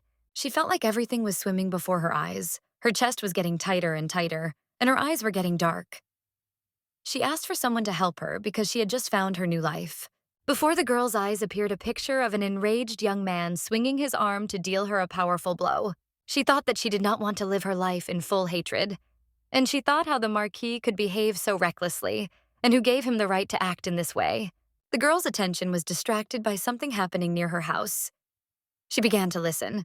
When she approached the window, she saw her recent guest outside the window talking with some young man. The girl thought that she was already pretty fed up with all this. She even thought that maybe she should just let him kill her, so that all her suffering would end there. She thought that if she died by his hand, her parents would avenge her in any way possible, and that would definitely make his life unbearable and ruin it completely. The Duchess continued to stand at the window and peer intently out, trying to hear what the young people were talking about. All her attention and thoughts were absorbed by the young man who had so suddenly appeared in her house and dared to raise his hand against her. It seemed to her that her thoughts had reached the boundaries of this house and touched the Marquis, because he suddenly turned and began to look in her direction. She decided to look away because she thought she shouldn't meet his gaze. She was sure she couldn't do that, because she didn't even know what she would do if she caught his eye at that moment. She had to leave before she completely lost her mind. As the Duchess turned towards the door to leave her place by the window, she saw her favorite maid running towards her as fast as she could. It seemed that the blow dealt to the young Smoke by the man had not been in vain. The Duchess felt her strength slowly leaving her, and her body sank to the floor. The servant, who had come running and was worried, turned to her mistress and asked her what had happened to her hair. Then she looked closely at her face and asked what had happened to her. The maid was very worried. She could not even imagine what had happened to her beloved mistress. That is why she kept asking about it and even began to tremble because of her worry about her health. It seemed to her that the face, hair, and hand of the Duchess had suffered greatly from something. It was the crying of her maid that brought the Duchess back to reality. She remembered where she was and what had happened. The girl mentally ordered herself to calm down and affirmatively said that she was in the present time and she was in her own house, so she should not worry. The Duchess realized that in this place she was in the role of a mother who gave security with her embrace, so she hugged the maid who was bending over her tightly. And at that moment, the girl realized that something was wrong with her. Something happened to her elbow, which suddenly cracked when she tried to hug her maid. She couldn't understand how it happened that now she had difficulty raising her hand up. It seemed that she could hardly move it or do anything. The Duchess began to recall recent events. They were the ones that affected her health. The girl remembered the moment when she struck this ill-intentioned guest. She remembered that she had slightly touched him with her elbow. The Duchess was in a very bad way. In addition to the pain in her slapped cheek that would not go away, she also began to feel dizzy and had a sharp pain in her slapped arm. She remembered the young man who had shouted at her. She was glad that she had slapped him. The Duchess remembered with pleasure his shocked face after receiving a blow from her. The girl, pleased with herself, couldn't help but remember how she had hit that scoundrel. She had used all her strength to split his lip. The Duchess, sitting on the floor, was in great pain, but at the same time she was very happy because she really wanted to hit Burn, and suddenly her dream came true. It was a real stroke of luck. The maid began to worry about her mistress's health. She saw that she was thinking about something, and it seemed to her that she was a little out of her mind. But then the mistress seemed to come to her senses and told her to call a doctor. She also needed someone who could take her to her room. The maid's face expressed concern for her mistress. She immediately rushed to carry out her order, but first looked closely into her face. The Duchess told the maid not to look at her like that and told her that she was not crazy. She just slapped Byrne, and he looked so surprised that it even made her laugh. Her maid could not believe what she heard. She could not even imagine that someone could hit her mistress, and that she could respond was even more out of the question. The Duchess wondered if the impudent fellow really thought she wouldn't hit him back. He seemed so funny to her after he'd been hit back. She turned to her maid and asked her if she agreed with her mistress. She had already been escorted to her private quarters, and it seemed that she now had time to think about everything and discuss it with her maid. The doctor who came at her call began to provide her with assistance, if right now he was treating her injured cheek. The doctor leaned over to his patient and said that if she continued to swing her arms so thoughtlessly, next time her elbows would suffer even more, and added that her palm had become twice as big. The doctor went on to say that he thought it was stupid to hit someone when it only hurt her more. He advised her to call a servant next time to hit her instead. After some thought, he suggested that it would also be very useful for her to carry a whip with her, in case she suddenly felt like hitting someone. The Duchess seemed to be amused by the words of her attending physician. She laughed and asked him to be careful, as she was in pain. The doctor replied that he would try to make everything as painless as possible, but due to her injuries, it would be very difficult to do. The doctor got very angry and shouted how dare some idiot touch the girl's face. He said that he would have to cut the man's hair off with a scalpel. The Duchess looked in surprise at the man who was inflamed with righteous anger. The doctor seemed to be completely enraged. The Duchess thought she had probably never seen him so angry. Perhaps the only time the doctor had ever been so angry was when her father had fainted because he had not observed his prohibition against drinking alcohol. Then the girl compared the doctor's behavior in these situations and decided that even then he was not so angry. In ordinary life, he was not like that at all. The patient's laughter made the doctor even more angry. He said that she must not be in pain anymore, since she was laughing at him. And the Duchess was simply pleased to see that for the first time in a long time, everyone was worried about her. But for a moment, the Duchess felt that it was not just anxiety, it was something else. She was told that the maids were crying a lot about their mistress. They could not understand how that man dared to do that to her. The owner of the house's blood pressure rose as a result of what happened today, and he also felt very unwell. As the girl learned, the butler barely managed to stop her mother, who was already getting into the carriage and wanted to go to the family of the young man who dared to act in such a way with her daughter. The girl tried to object to the doctor who told her all this news, saying that it was not true, that this simply could not have happened. But the doctor came as close to her as possible and said that it was all true and everyone was very worried about her. The doctor himself also seemed very concerned about her health. The girl thought that a real drama had broken out in her house, although it was just a slap in the face. The Duchess began to think. She had not thought that this could become such an event in the dull life of their ducal mansion. She thought that perhaps her standards had changed during this time. After all, her ex-husband had treated her so cruelly that a slap in the face had become a common occurrence for her. And now it seemed like something incredible. The Duchess told herself to calm down and reminded herself that she was in the present and the past could be forgotten. She no longer had to go to the wedding.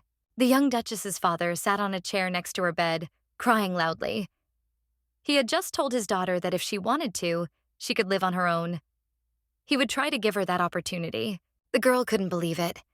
Her father was always such a strict person who does everything for the benefit of the family. The Duke said that she might have to learn a lot, but he thought it was much better than allowing his daughter to be slapped. Carmilla found all this very strange, and she wondered whether she could rely on anyone in this house before. She had not noticed such an attitude towards her person before. The father tenderly stroked his daughter's hand. He said that he would support her in everything and asked for forgiveness for not believing her. The Duchess remembered all her previous conversations with her father. Nothing like this had ever happened between them before. They were strangers. Remembering the conversation from her last life, she thought that she could have given up everything back then, but she just didn't know it. The Duchess thanked her father for what he had promised to do for her and said that she would definitely make that scoundrel from Demetra pay for everything. But the father objected to her and said that he would definitely pay for the damage caused to his daughter, and she did not need to worry about anything, since he would do everything himself. The Duchess had never seen her father so angry. He shouted how dare this impudent man hit his fragile daughter. He must answer for all his actions. Looking at her father, the girl thought that now it didn't matter that she had also hit the Marquis. It seems that everything ended in the most unexpected way. After the wedding preparations were canceled, now there is a sharp reason to punish her ex-fiancé. The Duchess told her angry father that no one needed to apologize to her, nor did anyone need to be punished. Her words surprised the old Duke very much. He asked his daughter, shouldn't he really answer for the slap? But the cunning Villainess said that none of this was necessary. In return, the Marquis must answer in a completely different way. Her father must ask him for compensation for the damage caused. The girl took her father by the hand and continued that her ex-fiancé was now to blame for the broken engagement, and that all the costs of preparing for the failed wedding were now transferred to him. She said that she thought it would be a very good reward in the circumstances and asked the Duke to count every penny for the scoundrel. The Duchess seemed to revel in the opportunity to take revenge on the young man. She told her father that she wanted to see the Marquis on his knees begging and that he could not escape it. Then the girl summed it up by saying that he had to kneel in that house and pay all the debts he owed. Carmilla told her father that it would do no good for him to show his shameless face and simply apologize once again. He had to answer for all the pain and suffering he had caused her. The girl smiled at her father and asked if he supported her thoughts about punishing the uninvited guest. The old Duke seemed a little surprised by his daughter's words. He continued to stand by her bed, holding the injured girl's hand. But then, it seemed, his mood began to change in the direction the girl needed. It was as if he began to think over his plan of action. The Duchess managed to kindle a real flame of anger in her father's soul. He angrily declared that he would do everything possible to sow this family. And this boy would understand everything after he made him regret what he did today. Stroking his daughter on the head, the Duke declared that he promised her that he would definitely avenge her. The man added that the girl should get some proper rest and not have nightmares. The Duchess was satisfied with her conversation with the Duke.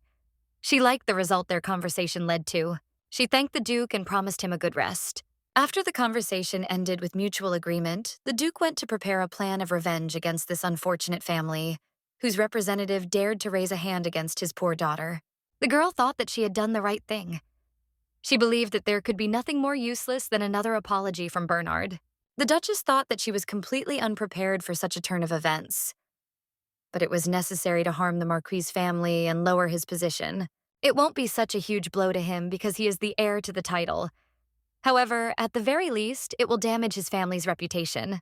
She would like his family to focus on his weakness, and the Duchess knew the name of that weakness very well. The girl knew that the Marquis's greatest weakness was his beloved, the very one for whom he had abandoned her and her child in his past life. The Duchess thought she was still in the dark. She might not love her ex-husband now, but she still hated him. No matter what she did, it always came up. She was tied to him like a dog on a leash, but the girl continued to hope that after some time she would definitely feel better and live a normal, happy life. The Duchess tried to move her arm and immediately felt a sharp pain in her elbow. She thought that with such an arm she would not even be able to embroider. The Duchess wondered what she should do now. The girl thought that she actually felt very pleased to give him this slap, but in fact she even began to feel a little sorry for him. After knocking on the door and receiving permission from her mistress to enter her room, an agitated maid looked in. She decided to ask how her mistress was feeling. The maid's face showed signs of obvious concern. She was very worried about the health of her beloved mistress. The other maid sent her to find out how the Duchess was doing. As soon as the young girl entered the room, she immediately fell to her knees and bent over in front of her mistress. She did not respond to the call to stand up. Her mistress was forced to get out of bed to bring the girl to her senses. Since she did not even think of reacting to her persuasion, the Duchess jumped out of bed and ordered her to get up immediately. Risdell had no intention of doing so. She looked into her mistress's face with pleading eyes and said that she was to blame for what happened to her, because it was she who allowed this psycho to stay.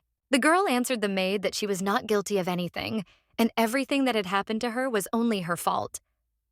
Then she wondered if her maid had always been so devoted. The Duchess knelt down beside her maid, stroked her cheek, and asked if the other servants were arriving, also in the same shock as she was about the incident with their mistress. The maid immediately jumped up aggressively and told the mistress that not only was everyone in shock, but everyone was cursing this psychopath who had treated their mistress so meanly. The Duchess could not believe her ears. She had expected pity, of course, but she had not thought that her servants would be so selfless towards her. And the emboldened maid told the girl that if she had the opportunity, she would like to hit that pompous mug. The other servants were of exactly the same opinion. The maid told that one of the maids named Han A had been dating a servant from the Demetra family. But because of this situation, they had quarreled and separated. The Duchess asked why this had happened. The maid said that the bastard dared to take his master's side, saying that he did not think his master was guilty of anything. Then, after the Duchess's maid abandoned him, he cried loudly and asked her forgiveness, saying that the young master was to blame for all this. The maid said that her friend had told her that she would never forgive that simpleton for speaking so of her mistress. After this, the maid began to show how the servant imitated her former boyfriend. She immediately showed how he cried and said that his master was really wrong and asked her to come back to him. The Duchess learned from her maid that in her room all the maids were tossing and turning in their beds laughing when his ex-girlfriend made a perfect parody of him. Carmilla thought about her maid. She would never have thought that she had such acting talent. But on the other hand, she felt sorry for the guy who broke up with her because of this. But the situation really did look very funny. The Duchess and her maid began to laugh at the last story that had been told.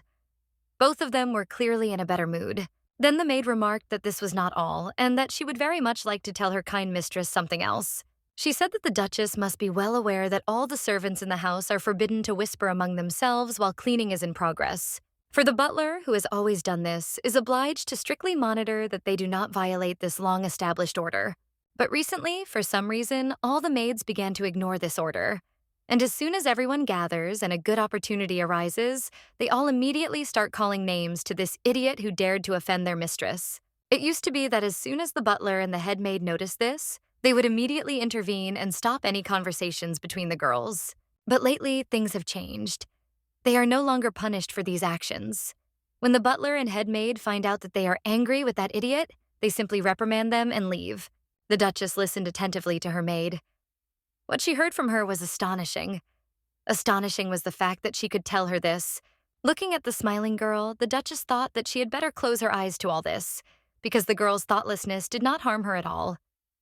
Her maid was a very nice and kind girl, and therefore her mistress did not want to harm her at all. Since she was going to keep her near her, she thought to see that she did no harm to herself or others, and then to take care of her until she got married. The Duchess remembered how she had behaved with this maid in her previous life. She felt ashamed, and so she thought that this would be a small compensation for the pain she had caused. The girl stroked her maid's head. She was disgusted by her actions in the past, which she had committed due to her immaturity. When the girl sat down on her bed again, her rest was disturbed again. Someone knocked on the door again and asked permission to enter. It was the girl's mother who came in, and the Duchess wondered what her mother would do here at such a late hour. She allowed her to come in. The old Duchess's face showed signs of concern for the fate of her injured daughter. She was angry about what had happened, but now, having calmed down, she decided to visit her. Looking at her mother, the girl was surprised that she was wearing pajamas. It was completely unlike her. It was obvious that the woman could not come to her senses. She could not start a conversation right away, but went to the window and began to peer into it. Her daughter thought about how her mother usually didn't come into anyone's bedroom except her own, and she asked the girl if she wanted to regain her strength. Carmilla wondered what this might mean. She knew that her mother often went to the local hot spring to restore her strength, but this was the first time she had heard her mother suggest that she visit it with her. The girl thought that this might not be a bad idea. Perhaps she was going to the hot spring to get away from all the hustle and bustle, because her mother was the kind of person who didn't like noise. The Duchess decided that she shouldn't be upset. Perhaps it wasn't so bad. She didn't like it when people came to see her when she was sick and started talking about something incomprehensible. So it wasn't so bad. The daughter told her mother that she really thought it would be better to go there with her until things calmed down here, and asked when they should leave. The old woman told her daughter that if she didn't mind, they could go to the hot spring near the mine. It was quite a nice place, in her opinion. The Duchess's mother was a rather cold-blooded woman. She was also a strict and very reserved person. The girl thought that she had never noticed her mother liking anyone. The Duchess had several maids who worked for her for a long time, but this was because she felt comfortable with them, not because she liked them. The girl looked at her mother and thought that this was the first time her mother had suggested doing something with her. When she was little, she often thought that her mother considered her worse than others, and even over time she accepted this fact. And it did not cause her any pain. She felt like her mother had always been like that, and that was why she couldn't do anything about it. In the end, the girl just gave up. The Duchess thought about the unexpected gifts that life had been giving her lately, and her mother said that her father seemed to want to teach her to do all sorts of work, but she wanted her daughter to have a good rest first. The young Duchess became afraid. She was afraid that she would be punished if she became too happy. But if it was possible, she did not mind. The mother looked closely at her daughter and asked her if she was okay. Then the woman came closer to her daughter and said that she wanted to talk to her. She stated that she had been mature since childhood, and that suited her just fine. The Duchess took the girl by the hand and said that she seemed not to have thought about it at all. She told her daughter that she was not such a child to begin with. And it seems that having met a mother like her, she had no choice but to behave in this way. The woman continued her story and told her that she wanted to raise a responsible child, but perhaps she ended up overdoing it. She said that her soul aches when she thinks about it. She understands that she has committed a sin, and even now, when she sees her daughter, her heart aches. The girl thought that there had been a lot of wrongdoing on her part, too. She decided that she had behaved stupidly with her mother. The Duchess said that her daughter seemed to have grown up too early, and that no one was particularly looking after her. She said the girl seemed to be trying too hard to please her mother. She always tried to do something special for her or give her some kind of gift. The Duke leaned over to her daughter, stroked her hands with hers, and asked her forgiveness for not being a good mother to her. She was very sorry that everything had happened this way. The woman looked at her daughter closely and asked her if she could ever forgive her for everything she had done. The girl was surprised to hear from her mother whether she would be able to continue to allow calling her mom. Tears appeared on Carmilla's face. The young Duchess realized that she was not alone in this world. She threw herself into the arms of her own mother. She pressed her face against her shoulder and thought that it was a pity that she hadn't realized this much earlier. She felt like she was such a fool. The mother was also happy that her relationship with her daughter had improved. She considered her such a poor thing who had suffered all her life up to this point. Carmilla thought they made her laugh and cry over and over again. These emotions washed over her, making her weak, but she would rather remain herself. Then she decided that she had to make a move on her mother. It was important for both of them. The girl pressed herself against the Duchess's chest and told her that she had always loved her mother and still continued to love her now. The woman replied that it was very good, and she too had always loved and continued to love her now. Life in the imperial palace slowly fell asleep as dusk fell. The servants had finished their work, but one man was still working. The crown prince decided to get to work before nightfall. He had many unfinished business, but now he wanted to do at least the most important ones. He was not very good at it. He grabbed his head and thought that he could not get the past day out of his head. His Highness wondered why he had not hurried when he could have done so. He was troubled by the thought of why he had arrived so late that day. In his carriage, he tried unsuccessfully to catch the Marquis, who had run off somewhere. When he got to the scene, it was already late, and the guilty knight was leaving the Duchess's house. People say for good reason that only fools and womanizers act quickly. The prince could not understand how his subordinate managed to get into trouble if he almost immediately went after him in a carriage.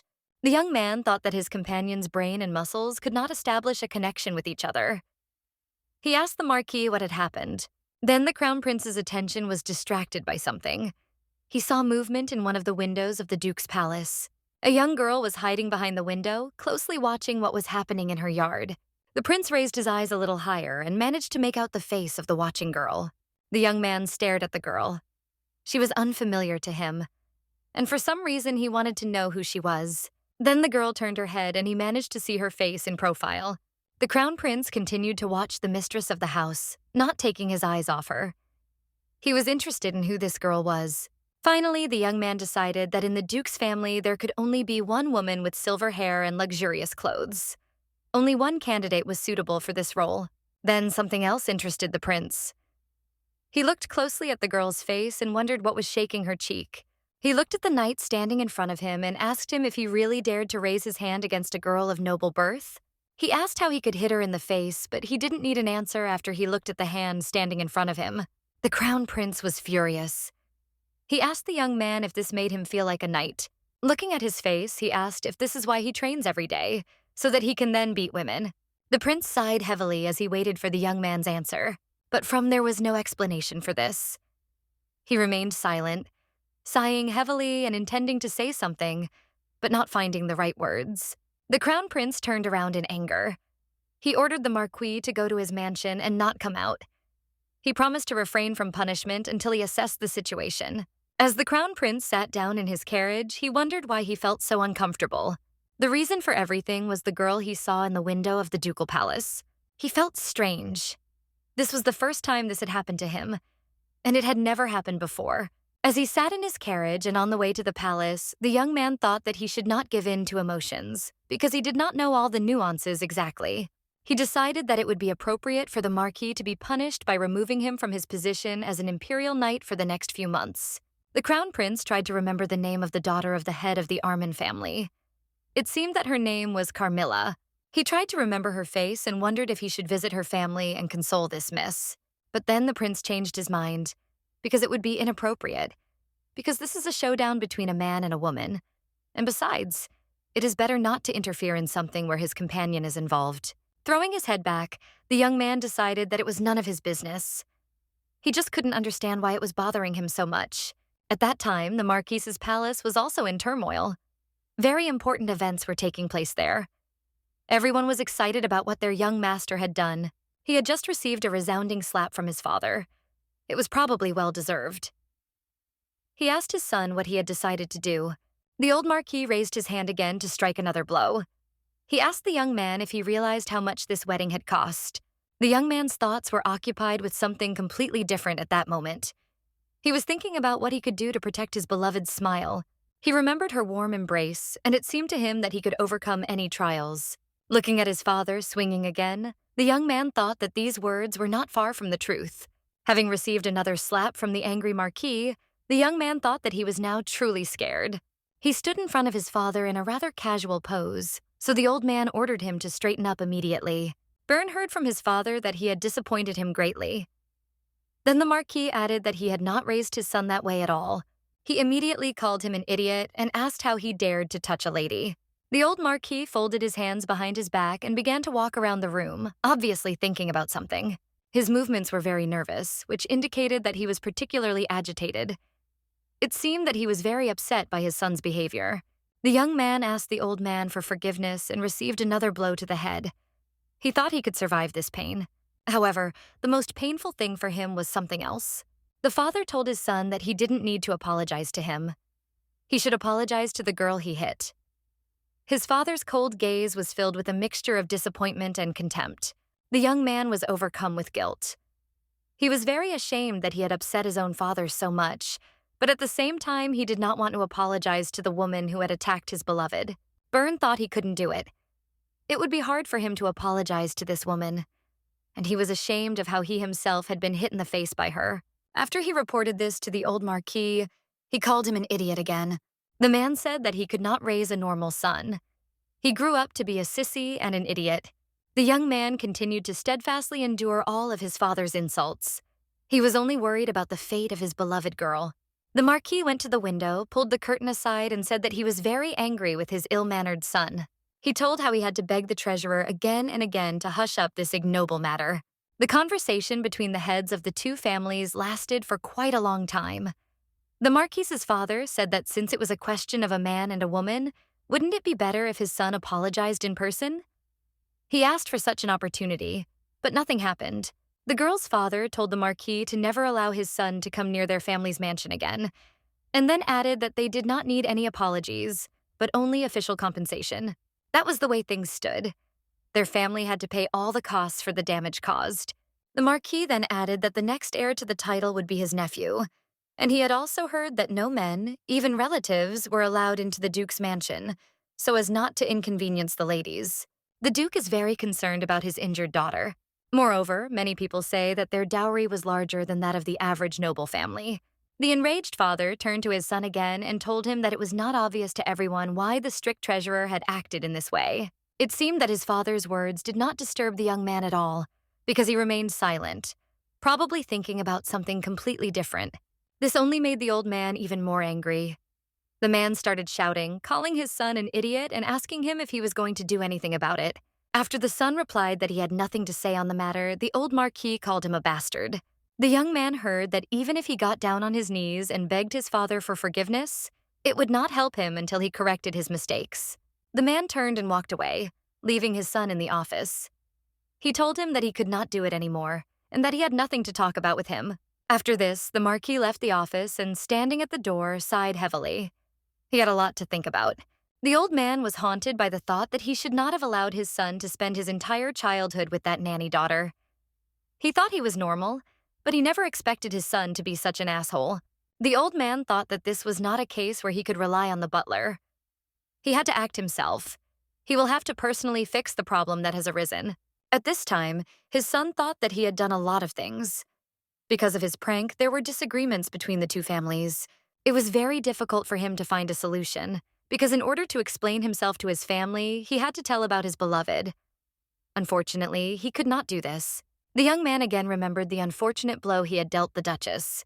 He thought that he had indeed gone too far, but he continued to consider his actions completely justified because his girlfriend had even injured her ankle.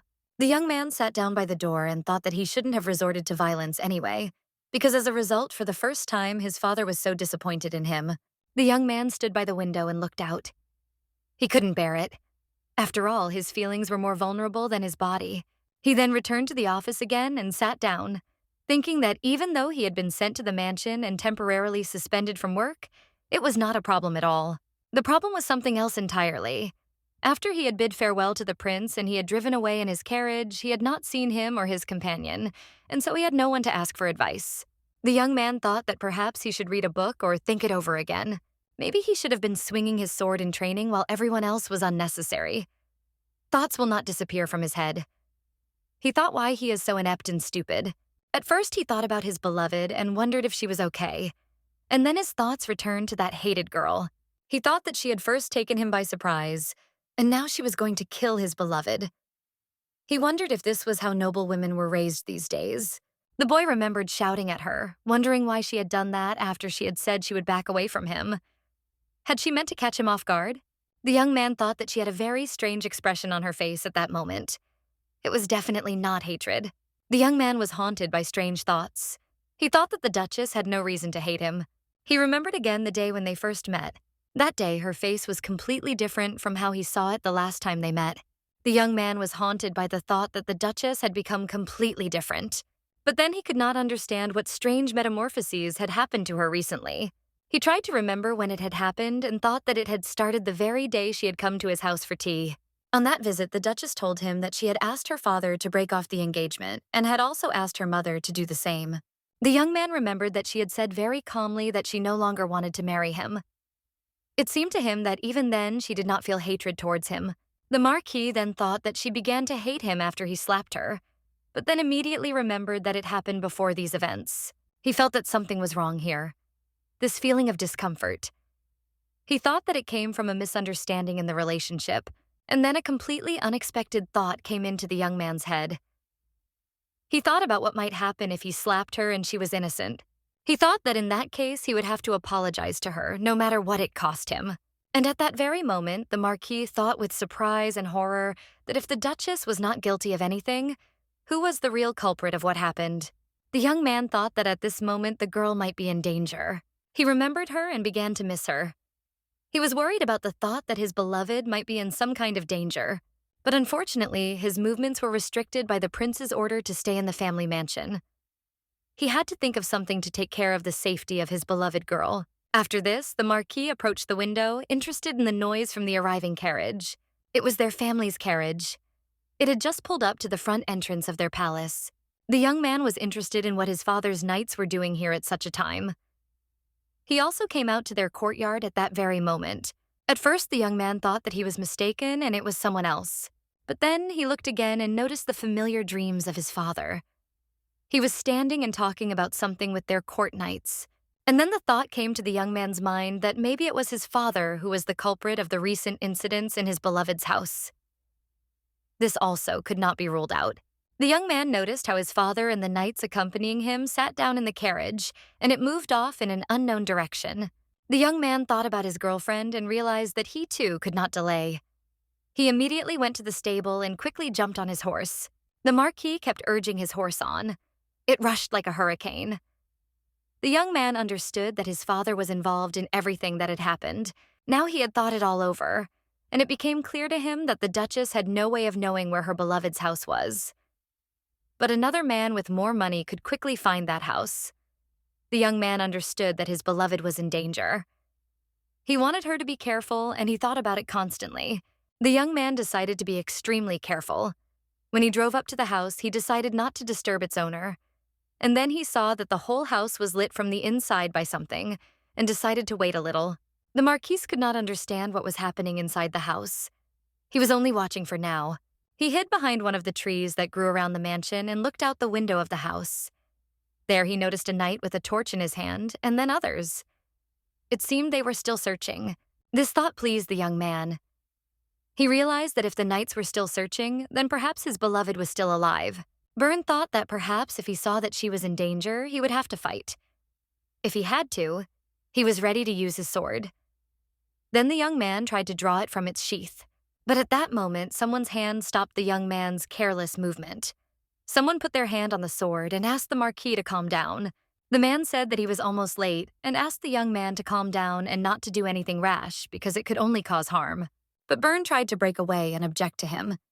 He said that now every minute and second was worth its weight in gold. He had to act. But his companion, and it was he, asked the Marquis to be quiet. He asked why he was so impatient and declared that the Marquis's girl was alive and quite safe. The young man could not believe his happiness. He was very pleased with his friend's words, since he had already begun to worry about the fate of his beloved. The Marquis was asked to follow him and not to ask any questions for the time being. On the way, his friend told him that he was too straightforward and frivolous. Jed also asked him if he was really going to go into the house and fight so many knights.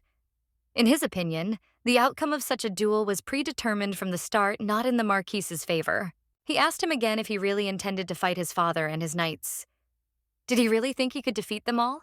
The young man remained silent in response to his friend's question. He was ready to fight the whole world for this girl. The Marquis then said that in any other situation he would not have agreed. He would have lost. But if the situation demanded it, he would immediately engage in battle with all the knights in the house. The young man told his friend that he would enter into this fight and say that it was no problem for him at all, and that he could deal with several people on his own. Then he thought that now was a completely different situation, and unfortunately, he couldn't do much with his sword. He had to do something different. The worst thing for the young man was that he was unable to protect Roun. He thought about what he was capable of. It seemed to him that, whatever it was, she was right. The young men walked silently along the paved path. One of them was haunted by disturbing thoughts about the fate of his beloved girl, Jed, who was walking next to him, and told him that he was asking for his forgiveness for acting without thinking. He asked for his forgiveness and thanked him for his help. His friend was very surprised by the young man's thoughtless actions. He told him that he was doing various strange things that were not typical of him at all. He added that he had not imagined this picture at all. The ideal picture of the world in the mind of this young man looked completely different. He and his friends were just chess pieces in it. One of these figures was the young man walking next to him, who was now in his arms. It seemed to him that this whole world had turned into real chaos. Initially, the young man decided to move his friend's figure just for fun. It seemed to him that he was completely in his hands. He decided that he needed to do something, since Byrne's condition was worse than he expected. But then the young man decided that it was worth the effort he put into this risky business. His personal piece involved in this game was quite strong and acted threateningly in relation to the other pieces. It seemed that he had managed to eliminate one female figure from the game, and now she was flying off the board. Jed thought that was the only problem at this point. Thoughts raced through the young man's head. In his mind, he quickly moved the pieces that represented him and his loved ones around the chessboard.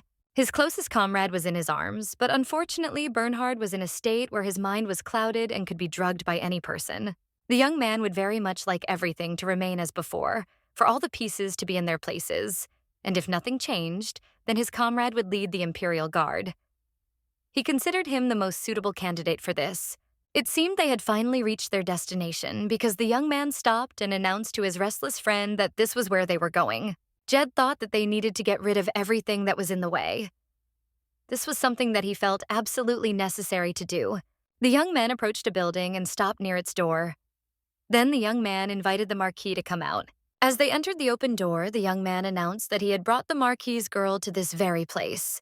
Since he had many questions, the young man explained that, of course, he had left a replacement girl in the mansion.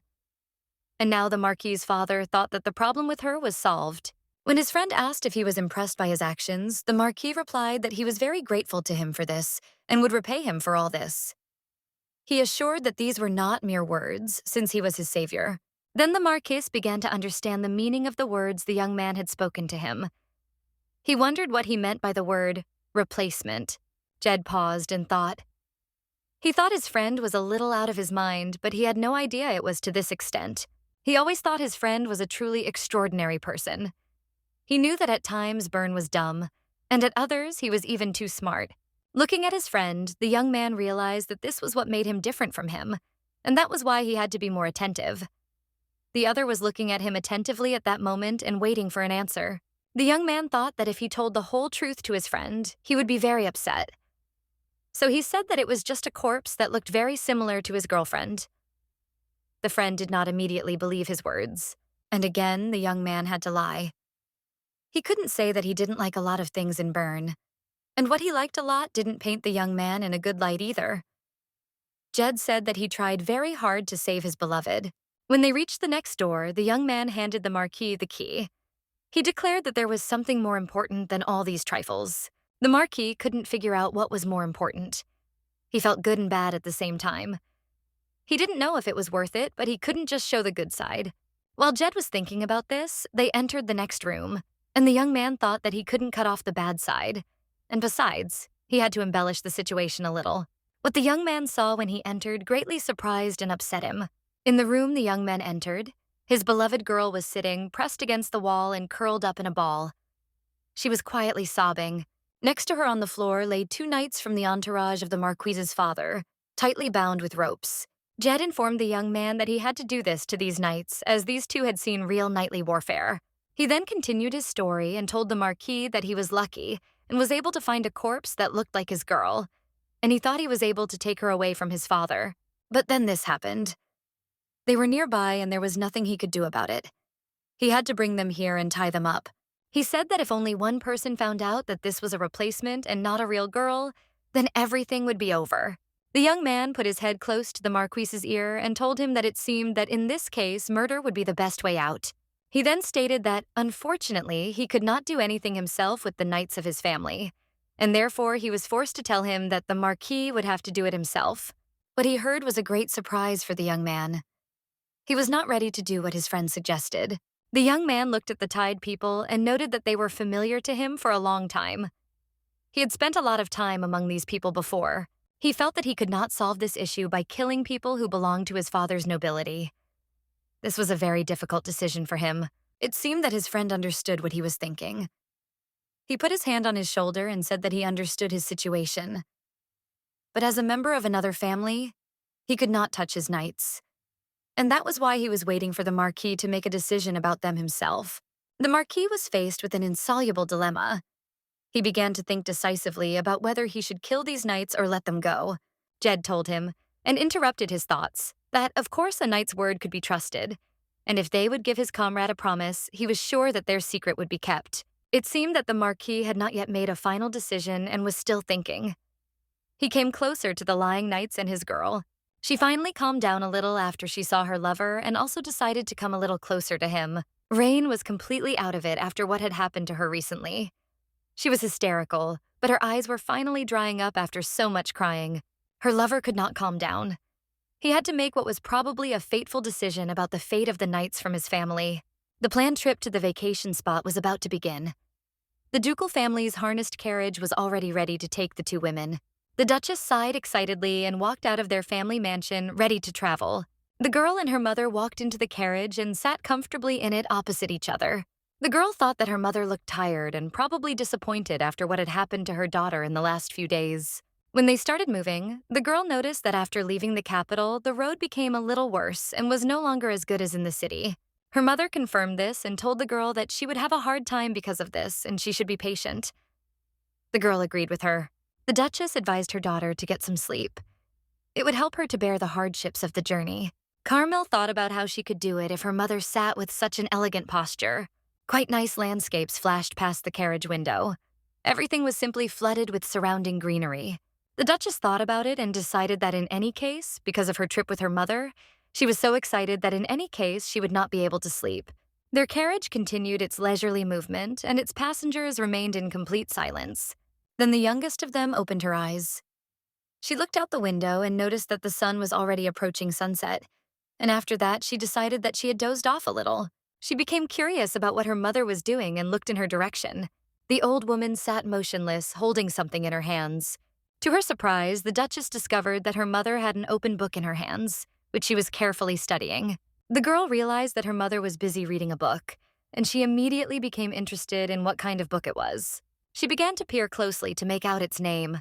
At first, no matter how closely and attentively the young Duchess looked, she could not make out the name of the book that her mother was now holding. But eventually, she succeeded, and she noticed the word palace in its name. The Duchess tried to remember the books that were on her father's shelves in the study. She had looked at these titles many times, and it seemed to her that this was similar to a book called The Laws of the Palace. The girl decided that this was exactly what was expected from her mother. She became interested in court life. The stern woman looked up from her book and towards her daughter, but when she spoke to her, she tried to make her face look as pleasant as possible. The girl noticed this. The mother asked her how long ago she had been awake. The girl could not understand why her mother was so confused, why she suddenly began to be so polite to her. She noticed the book that had been put aside with her mother. She looked closely and was now able to read its title in full. The book was called Flowers Blooming in the Palace. Since the Duke's daughter had been accustomed to reading since childhood, she thought that the title of the book was very similar to a series of romance novels. She found it very strange. She always thought that the old Duchess was heartless and completely uninterested in other people. The girl answered her mother that she had just woken up and had not even noticed when she had fallen asleep. Apparently, the long journey had affected her that way. After their short conversation was over, the Duchess again returned to her usual state and became sullen and unsociable. Her daughter couldn't understand such changes in her mood. Just now, she was talking to her sweetly, and now she seemed completely detached from her and immersed in her own thoughts. The girl understood why her mother didn't like being around other people. She looked at her and realized that she just didn't feel comfortable with them. The Duchess even behaved in this way towards her own daughter, who was surprised that she liked romance novels. She thought it looked peculiar. The girl really wanted to shake up her unsociable mother, but she didn't yet know how to do it, and she was looking for a suitable solution in her head. She looked at her mother, who was looking at something to the side, and she wanted to somehow draw the woman's attention to herself. The young Duchess smiled at her mother and told her that she wanted to read something like that too. She added that she wanted to read a romance novel, but simply hadn't had the opportunity. In fact, that wasn't true. The Duchess did not read such things because it was not to her taste. Many girls wanted to read romance novels together, but she was not interested in them at all. Besides, her whole life was not like a love story. She herself had to play the role of a villain who interferes with a loving couple. The girl found all this very unpleasant. And instead of love, she thought about her duty and responsibility. She also understood that common sense must be valued. The Duchess thought she mustn't say that because she knew that if she married this man, he would treat her badly. She decided that she was very stupid. The girl thought that life is not like a love story at all. It is the complete opposite of this reading. Her mother brought her out of these thoughts. She handed her a book and asked her daughter if she wanted to read it. The woman handed her a large book with flowers drawn on the cover. Jed decided to leave his friend alone with his troubled thoughts. And for this, he stepped aside from him and began to peer through the window into the surrounding door. He found darkness in the surrounding house. At that moment, his comrade probably drew his sword from its scabbard and stood with it over the knights of his father's house, who were tied by the hands. Jed wondered if he could do it. He had a good chance to see the emotions on his comrade's face. He wondered if he could do something like that. Looking at him, he realized that he was now in a very disadvantageous position. The young man was interested in what conclusion the Marquis would ultimately come to, ready to protect himself and his beloved. Byrne sighed heavily and still could not decide what he should do. He was not ready to commit murder yet, but all his thoughts were pushing him towards it. At first, he thought that he could avoid killing the knights and just take his girl. But in the opinion of the young man who was observing the young man, this would be too simple, boring, and stupid on his part. And besides, after he looked at the two lovers, he knew what a love relationship was, and how much pain these people were willing to endure, and how long they would last. That's why the young man stopped thinking about such people and decided to use such a thing as a leash. He wasn't that stupid. He didn't want to tug on the leash that was around his friend's neck because he didn't want him to hate him. Thoughts in the Marquise's head were racing in opposite directions. He could not decide what to do, but something had to be done about this immediately. The only thing that worried him was the thought of what he should do to avoid making a fatal mistake. The Marquis really wanted to escape from here, but to his regret, he could not do it. After all, it was here that his beloved was, looking at his face with tears in her eyes. He had to protect her. His friend told him that he didn't have to kill the knights, but the young man thought that if he let them go, something irreparable might happen after a while. His beloved might then be dead, and the young man decided that she should never die. He remembered his father and his knights and decided that attacking was always easy. And remembering his beloved, he decided that it would be difficult to defend himself. It is especially difficult to do this when his father is among his rivals. Even a planted and similar body is unlikely to help. The Marquis thought that even if a body similar to hers were to appear again, it would hardly work against his father, and his beloved would die for real. The Marquis stood there, hesitating, thinking. He decided that this definitely wouldn't work. So what was he supposed to do? Then something interrupted the young man's thoughts. He heard a sound that brought his attention back to reality. It was his weeping lover who was turning to him for help.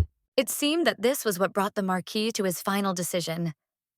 After that, he stopped thinking and looked around in search of his friend. He continued to stand, leaning on the windowsill and carefully watching the thinking young man. Then the Marquis turned to him and asked him to take the girl out of the room so that she would not interfere with him doing what he seemed to have already decided to do. After the girl and the Marquis's companion left the room, he stood over the two tied-up knights. The denouement was approaching. Jed was very curious about what his friend was planning. While the girl still couldn't come to her senses, he was thinking about what decision the Marquis had made. Ryan, and with tears in their eyes and apparently not surprised by anything, the young man waited for the appearance of the young man. There was anxiety in the girl's eyes, and the young man looked with interest. Then they heard footsteps, and after the door opened, they were able to see a man coming out of the room. Rain was very happy when her beloved man came out of the door. A smile immediately appeared on her face, and she did not hide her happiness at the sight of the young man. The young man was very thoughtful. It seemed that he was haunted by the thought of how exactly he had decided to complete this matter. When his beloved rushed towards him, the Marquis immediately pressed her to himself and began to hug her tightly. He told his beloved that everything was fine. He was able to resolve everything with the witnesses, and she had nothing to worry about anymore. As the girl continued to cry, he asked her to stop.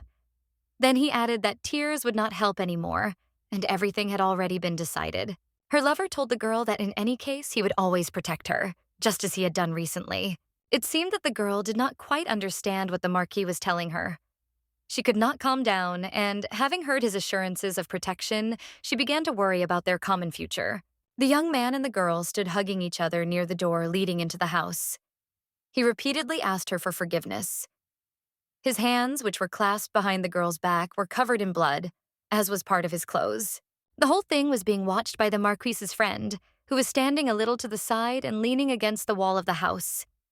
It seemed that he was very interested in all of this. Then, apparently, the young man wanted to tell them something. He wanted to explain about replacing the girl with another one, similar to her. The stunned Marquis and his beloved heard that she had not in fact been replaced with a corpse. Instead, another, quite alive girl had been presented to the Marquis's father. Burns' hands were splattered with the blood of the knights he had killed, and the sleeve of his robe was also covered in blood. As if nothing had happened, Jed told the young lovers that it was probably nothing special that another person had suffered because of the girl. Then he asked the Marquis that he would probably not mind helping him with the burial of the knights he had killed. It seemed that nothing could move this impudent fellow, and he was not at all interested in the fate of the people who suffered. He pulled an apple out of his pocket and, probably intending to eat it, went somewhere around the corner. The Marquis was in despair. Because of his stupidity, an innocent girl had probably suffered, and in addition, he had shed the blood of 2 knights who belonged to his father's family. He began to curse himself for what he had done. The carriage with the traveling ladies continued its journey slowly. Since the further they went from the capital, the worse the road became, and the coachman had to stop the horses all the time. The young Duchess had enough time to think about everything. She was less and less interested in the past. She was interested in what was happening to her at the moment. The girl didn't want to read the book that her mother gave her at all, but for her it was a good opportunity to get as close as possible to her mother, who had previously been so distant from her daughter. But she had to play her role to the end, and she, looking into the woman's eyes, thanked her for the book and added that she would definitely read it. The Duchess was pleased that her daughter had shown an interest in reading and her mother's hobby. Since it was evening, they were forced to make a stop somewhere before reaching their destination. The carriage stopped somewhere.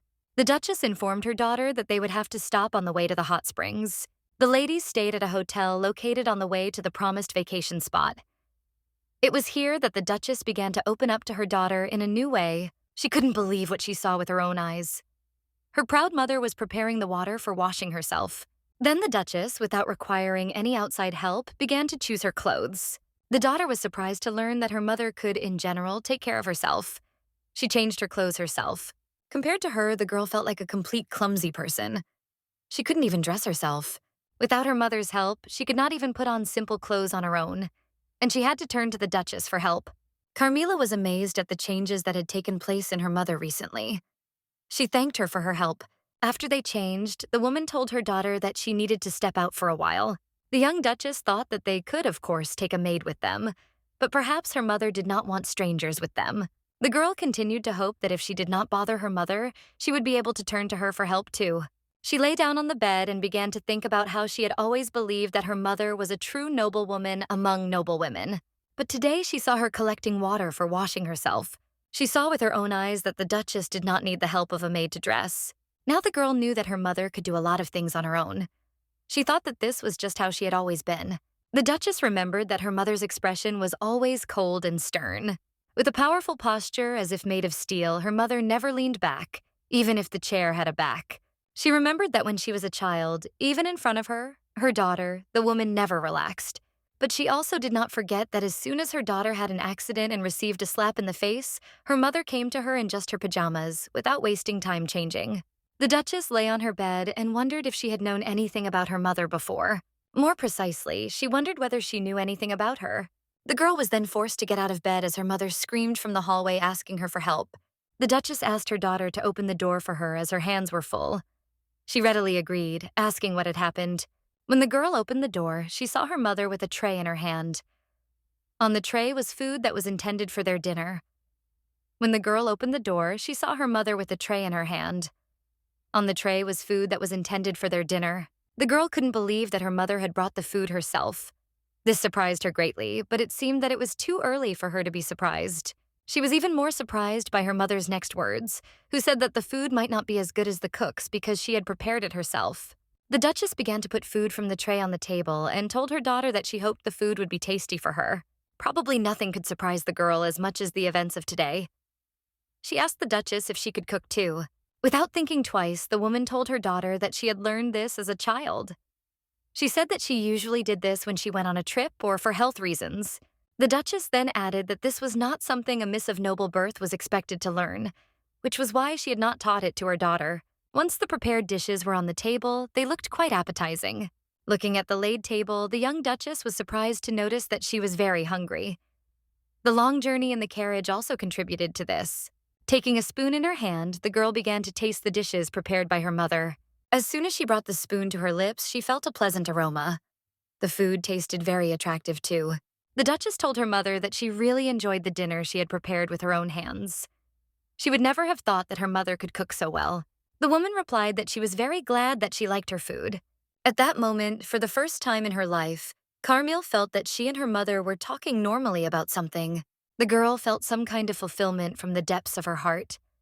She was overwhelmed with emotions of joy and happiness.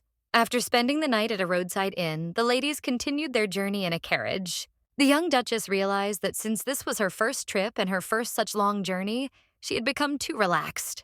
The girl suddenly realized that the long jolting along the bumpy road had made her feel sick.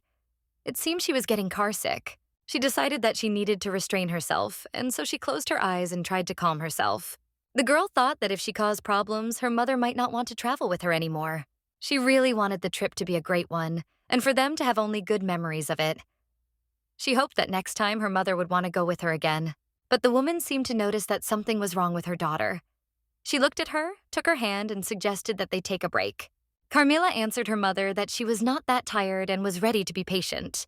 But the Duchess did not listen to her excuses and immediately ordered the coachman to stop the carriage. The girl slowly got out of the carriage to get some fresh air. She was surprised by the place they found themselves in.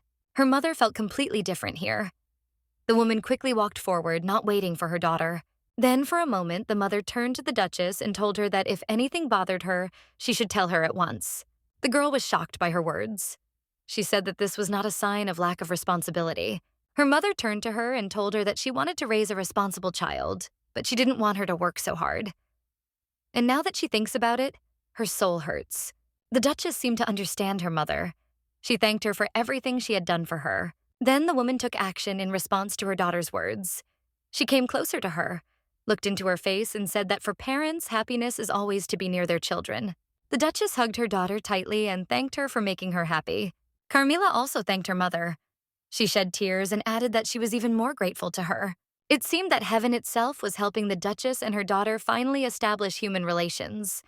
Thanks to God, they felt happy. The women moved a little away from the carriage. Around them was a dense forest in which many flowers were spread. They left their carriage behind, and the girl was able to look around at what the place outside the capital looked like. For the first time, she had the opportunity to visit somewhere outside the city. Carmilla was simply amazed by everything she saw in this beautiful place. She told her mother that it was very beautiful here, and she liked everything. It seemed that her mother was most interested in the flowers growing there. She began to look at them closely and advised her daughter to pay attention to their beauty. Suddenly, something distracted the young Duchess's attention.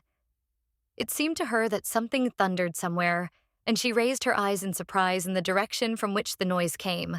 The girl could not understand what was happening and stared intently at the sky. Then it started to rain, but she did not even think of hiding from it anywhere, but continued to look up. Her mother came up to her and explained that everything was fine. It was just loud claps of thunder, and it wouldn't hurt for them to hide somewhere. The woman invited her daughter to follow her before the rain got them wet. The rain became heavier and heavier, and after a while, all the leaves were wet. Finally, a real thunderstorm broke out. It poured like rain from a sieve. The downpour became extraordinary. Everything around was flooded with water. But the two ladies were no longer in any danger, as they had managed to hide under the thick foliage of a large tree. They settled down there comfortably and waited for the rain to stop. The girl was amazed by what had just happened. She had never thought that it was possible to take shelter from the rain under a tree. She really liked it. She decided to talk to her mother about it. She told her that the leaves were not pressed tightly together, so she could not believe that they could be completely safe under the tree. At this moment, the young Duchess felt something moving on her shoulder. This huge caterpillar had fallen on her from the tree and was now moving across her dress. The forest had probably never heard such a terrifying scream as the one that escaped the girl's lips. She screamed loudly and began to shout that it was probably a beetle. Her mother remained completely unperturbed at this time.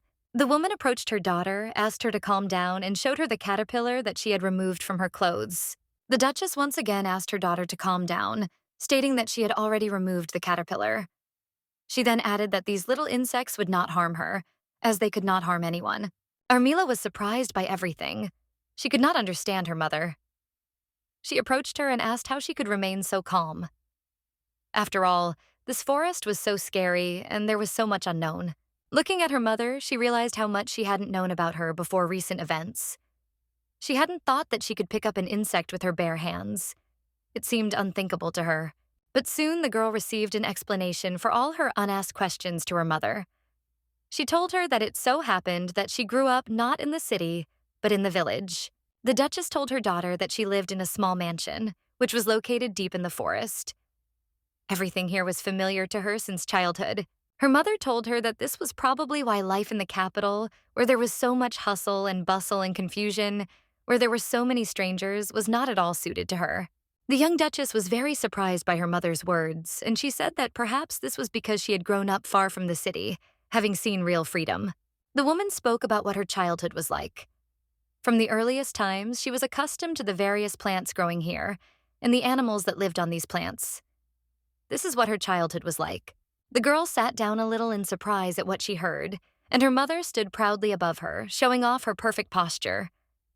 She told her daughter that this was probably why she was not very fit for the title of mistress of the family. Her mother leaned over and told her that she had hoped her daughter would grow up to be the person who could take on the title. But now she was wondering if that path might not be for her. Meanwhile, the rain seemed to be weakening. Drops fell less and less frequently from the sky onto the green leaves of trees and bushes. After listening to her mother and thinking about everything she said, the girl began to understand a lot. Now she could explain her behavior in the city. Her mother had not lived in the city since she was born, and she had to cook, wash, and dress herself. She spent most of her time walking in the forest. The girl's mother stood up and came out from under the leaves that were sheltering them from the rain. She held her hand out in front of her and told her daughter that the rain would probably stop soon. Looking at her newly revealed mother, the girl finally saw what she could have been like as a child. This is exactly how she imagined her now. It was quite possible that her mother did not like the capital, the city, or most of her life. That was how unpleasant her daughter's assumption was. Looking up at the sky, the girl thought that perhaps her mother was as incapable as she was. Opening the book to the next page, the Duchess explained to her daughter that the flower they had seen, and which was depicted here, was called a bluebell. The next plant her mother was going to tell her about was called the thin-leaved pea. Once again, comfortably seated in the carriage, the ladies were busy with a common occupation. They sat opposite each other, and the mother began to teach her daughter. When the girl told her mother that she didn't know she had such a hobby, her mother replied that these plants are not grown in greenhouses or gardens, but she likes to understand wild weeds or plants because she is not suited to be a housewife. The woman told her daughter that it's pretty cool when you're driving somewhere, and along the way you come across herbs whose names you don't know. And then the Duchess concluded that this was precisely why she decided to teach this to her daughter. The girl looked out the window at the plants that flashed by as their carriage moved. She had never seen grass on the side of the road before. According to her mother, isn't it unpleasant when you come across familiar herbs along the way? And doesn't that make a new place feel more like home to you because of their presence? A short time passed, and the coachman stopped the carriage and announced that they had arrived at their destination. The Duchess got out of the carriage and was amazed by the sight that met her eyes. The hot spring featured a huge number of magnificent buildings, well-maintained, as well as magnificent gardens and flower beds. The ladies, having got out of their carriage, stopped in front of the closed gates, and the youngest of them began to continue to examine her surroundings. She couldn't get enough of the beauty surrounding them and immediately asked her mother where exactly they should stay. The woman said that here everyone is allocated housing according to their rank. And it seems that this year is quite quiet, so they will be able to stay in a good place. But last year she was upset because at the same time a foreign archduchess was staying here. A hot spring attendant came out to the arriving guests and invited them to follow him. As they followed him, the young duchess continued to admire the beautiful scenery and buildings that distinguished this beautiful place. Finally, the servant stopped, and the ladies saw that he had led them to a luxurious house in which, it seemed, there was not a single flaw. It was simply beautiful. The man bowed to them and said that the house was at their complete disposal, and if they needed anything, they could always turn to him. The Duchess and her daughter, who stood slightly behind her, thanked the servant for accompanying them and walked towards the house. The girl continued to be delighted with everything she saw here. She told her mother that this was the place she liked the most. Then the Duchess told her daughter that it was from this house that one could go straight to the hot spring and asked her if she would like to bathe right away. Since the girl immediately agreed to her mother's proposal, a very short time later they found themselves sitting in hot water in a nearby spring. The young Duchess said that she was very pleased to be there. She felt relaxed in her arms and she felt very good. The girl and her mother were comfortably seated in a hot spring. They sat and enjoyed the hot water, which soothed their bodies and souls. The Duchess looked at her mother. She was sitting with her eyes closed. She looked so calm and peaceful that the girl had never seen her before. Suddenly, unexpectedly, the Duchess felt that the water seemed to have become a little hotter. Or perhaps it was only she who felt it. In any case, she felt very hot. When the girl stood up, she suddenly felt a chill. She couldn't understand what was happening to her, so she began to feel her body. The Duchess felt rather ill. It seemed that something was happening to her, but she could not understand what it was or why. When the girl's mother heard a sound, she suddenly opened her eyes and saw that her daughter was not there. Where she had been sitting, only traces remained in the water, so it turned out that the young Duchess was really ill. And now she was lying all sweaty in her bed in the room of their cottage. Only her mother was wrapping her fan around her, and then asked why her daughter could only think of others. When her daughter asked her for forgiveness, the woman told her that she was not guilty of anything. And then she asked her daughter not to overwork herself like that again, and to try not to worry her mother.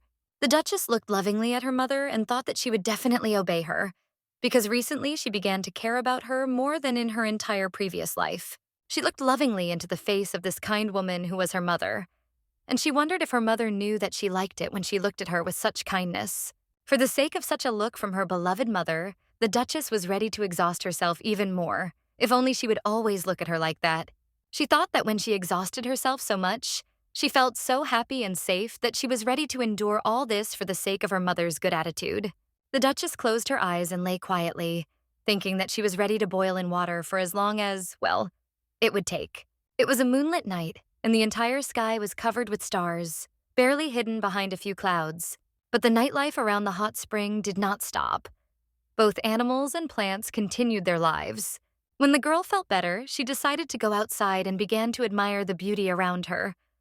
Everything she saw around her seemed magnificent to her. She thought that her mother really liked such things. She felt at home here, and her grandfather liked it too. She even wanted to touch the moon with her hand, stretching out her hand towards it. The garden in the hot spring was also beautiful. Apparently, it was constantly tended because the flowers looked incredible. Suddenly, something distracted the girl's attention. She got scared when she heard some noise coming from the side of the spring fence. The Duchess was forced to step back and stood with her back against the door of the house. She thought that the rustling was produced by some wild animal. The rustling sounded on the side where there was a fence surrounding the cottages. Thick bushes grew there, and some movement and rustling could be heard in them. The Duchess did not understand what was going on there. She was afraid because the noise seemed to be getting closer and closer to her, and she no longer felt completely safe. But then the noise suddenly stopped, and a little girl with pink hair appeared from the bushes. Her body, clothes, and hair covered with leaves that had fallen from these bushes. She must have been playing in the depths of this thicket. The Duchess was at a loss as to how a child could have ended up in this hot spring area at such a late hour. The girl approached her unexpected guest and looked at her intently. She asked her who she was, but the girl remained silent. After the Duchess's question, she only clenched her hands into fists and stood silently in front of the stranger.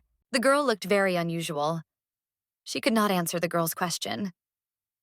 He even thought that perhaps she was deaf or came from another country and did not understand their language.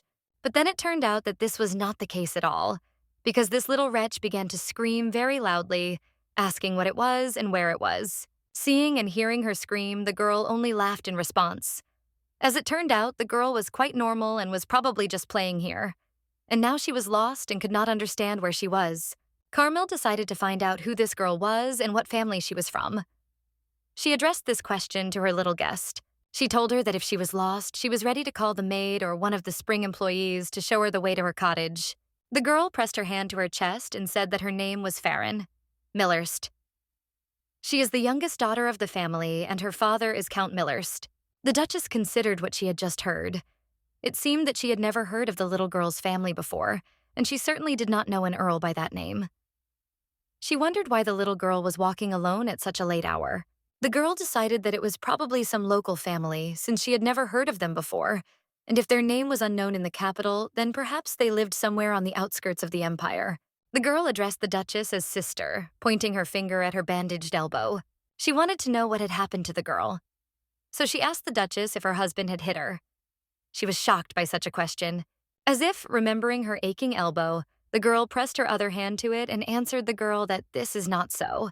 To which the little guest objected that she had lied and that her husband had probably beaten her after all. The girl was even more surprised by the next words of the little sneaky. She said that her sister also always said no when her husband beat her. Upset by the way their conversation had turned out, the Duchess decided that she should move away from the little girl, and she began to look somewhere into the depths of the thicket. The girl remembered that in her past life, her husband often beat her, after which she suffered incredibly. He hit her in the same way in her new life when he unexpectedly showed up at her house. But suddenly the girl realized that she was thinking wrong. In this life, everything was a little different. Now he was not her husband because she had returned to the past, and now they were strangers, absolutely strangers to each other. She reminded herself once again that they were strangers now, and she shouldn't worry about him. The Duchess decided that she didn't need to be so sensitive. She tried to smile sweetly at her interlocutor and told her that it really wasn't so. Then the little girl, for some reason, began to stretch out her hand towards the head of the young Duchess. To the girl's surprise, she touched her cheek with her palm and declared that her cheeks were exactly the same as her sister's. She said they looked exactly the same and her cheek was purple and yellow. The girl looked angrily into the face of the Duchess standing opposite her and told her that her mother said that one cannot be with such men. They should be punished for it. The girl was very surprised by the words of her interlocutor. It seemed to her that she was reading her thoughts about the need to punish men who dared to raise their hand against a woman. The Duchess sat down next to the girl and began to stroke her head. She thought that she was still very little. Then she said that her mother was right. The Duchess believed that she really shouldn't have been around men who beat women. As luck would have it, she had once fallen in love with just such a man. She moved as close to the girl as she could and repeated her thoughts to her out loud. asking her to always keep this in mind and be wary of such men. The girl addressed her again, calling her sister, and asked if her sister was going to continue to endure the beatings, or if she thought she deserved it. These words really shocked the girl. She couldn't come to her senses after her question and asked the girl who told her that. She answered that her sister had told her this. For some reason, she had become so strange lately. It seemed that everything had now become clear to the Duchess, and she mentally pitied the suffering sister of this little girl. Then the girl, playfully, lightly tapped the girl on the head with her fist and asked her what the word strange meant. She added that you can't say that. The surprised girl let out a little ooh. While the two ladies, who had already become friends, were walking along the path, the girl did not stop talking. She chatted incessantly on almost every topic. She told the girl that she was tired of living in a remote place where only knights and soldiers lived around. She also said that she would like to live in such a beautiful place as the girl's garden. She would also really like to attend a ball in the capital. After listening to her interlocutor, the Duchess realized that the Count was a military commander of the border guard on the outskirts of the state. His family, including this little girl, was forced to live with him. It became clear to the Duchess why she did not recognize this little girl and knew nothing about her family. It was because they had no connection. She told the girl that she had a banquet hall in her mansion. It looked simply magnificent. She listened attentively to the Duchess. The girl leaned over to be closer to her interlocutor and told her that she would very much like to show her her banquet hall. The young rogue was simply amazed by such an opportunity. She would very much like to visit the capital and her new friend, who would show her the banquet hall. The girl asked many questions all the time and called the Duchess sister. She was interested in her name, what she liked. Then she told her that they had beautiful flowers in their garden and suggested that she pick one of them. The Duchess was simply dumbfounded by such a number of words. She had not been communicating with people much lately, and now she had such an active interlocutor. The girl asked her little friend why she had suddenly started speaking to her formally again. It made her laugh a little. The girl began asking her questions again. She was interested in how they looked in a dress in the capital. Then she asked if the desserts in the capital were tasty, and the Duchess tried to satisfy her curiosity. She looked at the girl and thought that although she had just shown her true nature, she was not at all disgusted by her. She wondered why that was so. Suddenly, someone called out the name of her fellow traveler, and the Duchess was forced to turn back to see who it was. She was surprised to see a young man approaching them. He was trying to tell the girl something. He wondered how long he had to repeat it to her. Then the same young man turned to the girl and said that he was tired of looking for her everywhere and waiting for her until she had played enough. Suddenly, the atmosphere was relieved by a sound, as if water was pouring out from somewhere. The heads of all those present immediately turned in the direction from which the noise was heard. They were curious about what it was. The Duchess peered into the surrounding darkness and could not understand what it could be. Soon after this, the young Duchess was invited to the cottage of her new acquaintances, who begged her to visit them at such a late hour. When they were in the house, the young man she had met on the street seemed to differ in his behavior from the young man who had been in the cottage. And although it was the same young man, he entered through the front door and greeted me normally. The boy said his name was Ian Millerst, and he is Farron's older brother. The girl thought he looked about the same age as her maid. The Duchess was a little surprised by his words, and he added how he could repay her for this.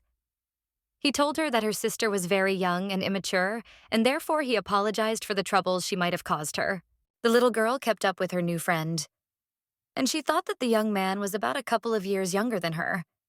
And she also thought that if she had a younger brother, he would look about the same. The young man seemed very embarrassed. He did not react at all to the Duchess's words that she was fine and that nothing had happened. She added that she had also had a good time. His sister pressed herself as close to her friend as possible and stuck her tongue out at her brother. She asked him to act as usual. And while the embarrassed young man began to stutter and stammer, she told him that he was very strange now. She also asked if he had taken his medicine. The Duchess asked the girl not to be rude to her brother.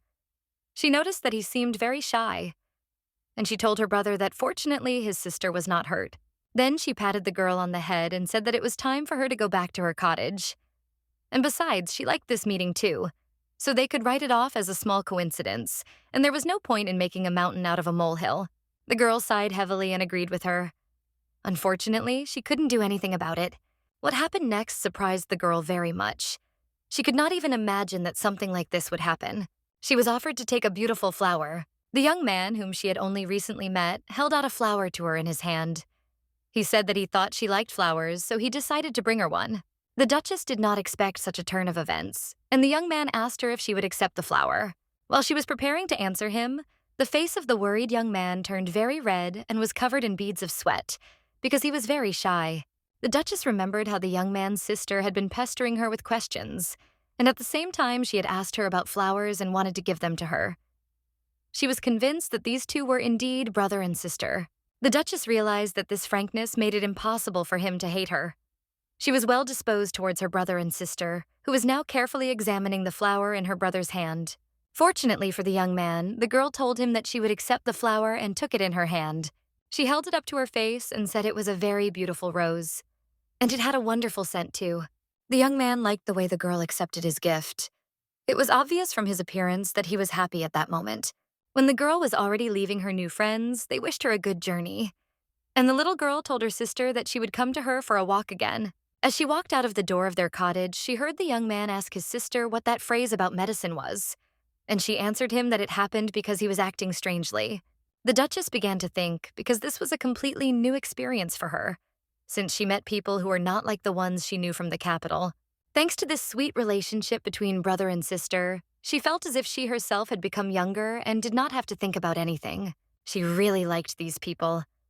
She was especially struck by the little girl's openness and straightforwardness. She began to inhale the scent of the flower given to her again. It smelled very nice. The young man seemed to have everything back in place. When the girl inhaled the scent of the flower given to her, she thought that people rightly say that love and cough cannot be hidden in any way. During one of her regular walks, the Duchess reflected on her relationships with new acquaintances. And since at that moment her eyes were lowered, she noticed some men's shoes approaching her. This man turned out to be a young man she had met one of the previous days. He told her that it was a simple coincidence and that their meeting was completely accidental. The Duchess considered asking the young man what he was doing in that part of the hot spring at this time, but then decided against it. It suddenly seemed to her that she began to understand this young man better. After all, it was not by chance that he was here, but perhaps he was looking for a meeting with her. The Duchess remembered herself in her past life.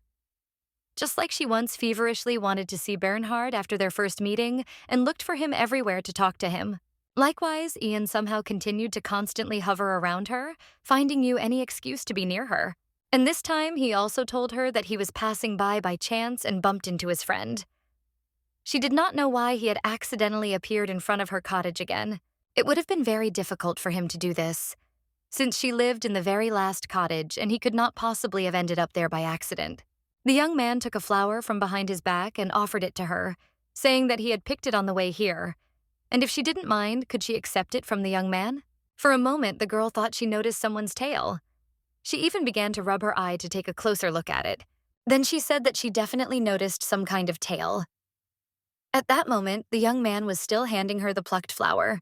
Hearing her colors, the young man suddenly became frightened for some reason and began to look around sharply. He asked her if something had stuck to him. The Duchess calmly told him not to worry. He had nothing at all. After this, she extended her hand to take the flower offered by the young man. Everything was exactly the same as it had happened many times before. The girl thanked him again for the flower and said that it was very beautiful.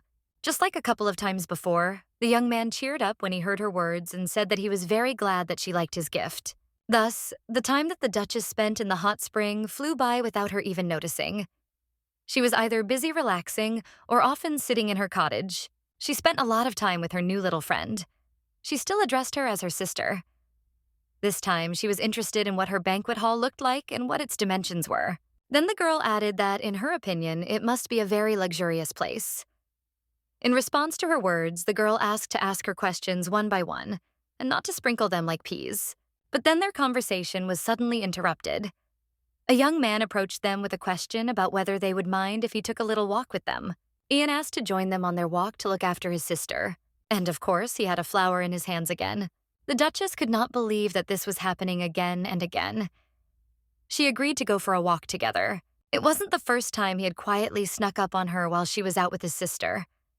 After they had walked around for a bit, it was time for some tea. It seemed that the young man was completely unable to converse on secular topics, and so at the table he began to talk about his mastery of the sword.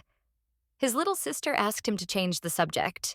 She ran up to her brother and told him that she had told him many times that he couldn't talk about such things with his friends. He replied that he understood and wouldn't do it again. The Duchess was very pleased with the little girl's reaction. She sighed with relief and was glad because she had already thought that he would be upset if she stopped him. The girl was grateful to her friend for making her brother shut up. She turned to her and asked her what she wanted to talk to her about. Farron told her that she would really like to know as much as possible about life in the capital and asked her to talk about this specifically. Over the next few weeks, the same story with flowers continued to repeat itself. Every day, she received a flower from the young man. As before, every day he picked a flower, and when he met her, he said that it was such a coincidence that he met her, and that he could still give her a flower again. This ceremony was repeated many times. Each time they met, he would hand her a flower and ask if she would accept it from him. And although the Duchess was very surprised by the young man's behavior, when he asked if she could accept the gift, she always greeted him and took the flower given to her. And every time after she thanked him for the beautiful flower and smiled back at the young man, he looked very confused. But after that, the detachment on his face quickly gave way to other feelings. He smiled from ear to ear, looked very happy, and his face glowed. So it was obvious to everyone that he was in love with her. Normally, the Duchess would have taken a firm stand, but this was a little different. The young woman's thoughts were interrupted by her little friend. For some reason, she was running quickly towards her. The Duchess was puzzled by her sudden appearance. She wondered what could have upset the little girl. She ran to her and said that something seemed to have happened to her brother. She thought he was not okay. When the young man approached, they both looked at him carefully. And although he looked a little sick, when they asked him how he was feeling, he replied that he was fine and not sick. Because his younger sister was always around, the Duchess was forced to treat him as if he were an immature younger brother. She saw how he beamed when he met her. There were times when he looked very upset, and that also bothered her a lot. She didn't like it. All this made the girl think about her past. She remembered her previous life. Carmilla remembered her relationship with her husband in her past life very well. She thought that she had once been exactly like this young man. That is why the girl began to worry about this. Because she thought that with her behavior, she was only giving the young man false hope. After all, he could have hoped for something more when she herself accepted him at this time, as if he were only her younger brother. Besides, other circumstances in their relationship could not be ruled out. Be that as it may, the region where the brother and sister lived was located somewhere on the edge of the empire. In reality, this would likely be the end of the communication between the young people. As a result, these chance encounters would be just a fleeting glimpse. The young man was still looking for any moment to meet the girl. He seemed to have started using his little sister for this purpose, but the Duchess was not at all pleased. She did not want to offend these wonderful people. She was sorry that her behavior could harm the young man, but nevertheless, she was very seriously puzzled by the fact how seriously he was paying attention to her. Carmilla thought that she had been too frivolous, but she noticed that he looked very cute at the same time. Sitting at the dinner table, the girl thought that this was not the only problem. She was much more worried about something completely different. The nobility in their empire was not homogeneous. There was a central nobility that lived near their capital. Perhaps the aristocrats who belonged to the local nobility were of a completely different level, and perhaps it would sound cruel and heartless. But the harsh truth was that the Duchess was a girl from a family that belonged precisely to the central nobility. She noticed that her mother behaved very strangely when she saw her with the young man. The Duchess still could not understand the motives for her mother's behavior. The mother's gaze was stern, but for some reason she decided not to scold her daughter and did not tell her that she was doing something wrong. When the woman knew Ian was coming to meet her daughter, she would pretend she knew nothing about it, turn around and walk away. Her mother didn't tell her anything and didn't even ask. She let it all go unpunished, and the girl wondered if she did the same out of indifference or helplessness. But then she also had the thought that perhaps the woman was doing this because of her own affection. It all seemed ambiguous. The young Duchess tried not to notice such small details until she had any problems. Carmilla was very pleased that she could definitely see warmth in her mother's eyes when she looked at her. The girl would really like to hope that the young man in love with her will not dissolve in his first infatuation, and that it will not cause him pain. Then she remembered for a moment again her feelings from her past life. She would really not want him to repeat her path. The Duchess knew that she had to pay too high a price for this. The price was very high for just one stupid act on her part. She hoped that not everyone in this world had to learn from experience like she did. One day, she was very deeply absorbed in her thoughts. Fortunately, this did not happen to her very often lately. But again, as usually happened, she was brought out of her thoughts by a young man who said that this flower was so beautiful that he wanted to give it to her. This time, the flower was blue, and the young man asked her if she could accept it. The Duchess wondered if she had made the right conclusions for herself after all she had thought about. She wanted to ask the young man standing opposite her something. Her question may have been quite straightforward, but she asked him if he liked her. It seemed that for the next few seconds, he was dumbfounded and completely speechless. Not a single sound escaped the young man's lips. But then he smiled and told the girl that he liked her very much. After thinking for a moment, he added that she was so beautiful that he thought of her every day when he saw a beautiful flower. She was as beautiful as the flowers he gave her. When he told her that he liked her, he looked very happy. He was literally beaming, and all his feelings were directed towards her. And of course, his words struck the Duchess. She covered her mouth with her hand, and tears slowly rolled down her cheeks. When the young man saw what his confession had led to, he was very scared. He told the girl that this, of course, did not mean that she should do anything. He would just like to express his sympathy to her. The young man explained his feelings to the Duchess very timidly. He said that he would like it to make her happy. The girl heard completely unexpected words from him about how he wanted her to be happy, simply understanding that he liked her, because the young man really liked her. And suddenly a thought came into the girl's head, from which she literally jumped up from her seat. The behavior of the young man was fundamentally different from her own. She couldn't answer the boy's question if she was okay, because the Duchess was simply shocked by the boy's words. And although she answered that nothing had happened, something had. Looking back, the girl realized that her love was selfish. When she fell in love, all she thought about was how to get this person. She thought all she had to do was get him and fix herself. But what happened was she wasn't thinking about the other person's feelings at all. That's why she was so cruel in her relationship. Her behavior created a real wall between them. The Duchess decided that perhaps it had been wrong of her. It seemed as if for the first time it had dawned on her that she had been wrong. The girl left the young man alone near the bench and walked towards her cottage. She thought that she had taken the wrong position in her relationship from the very beginning.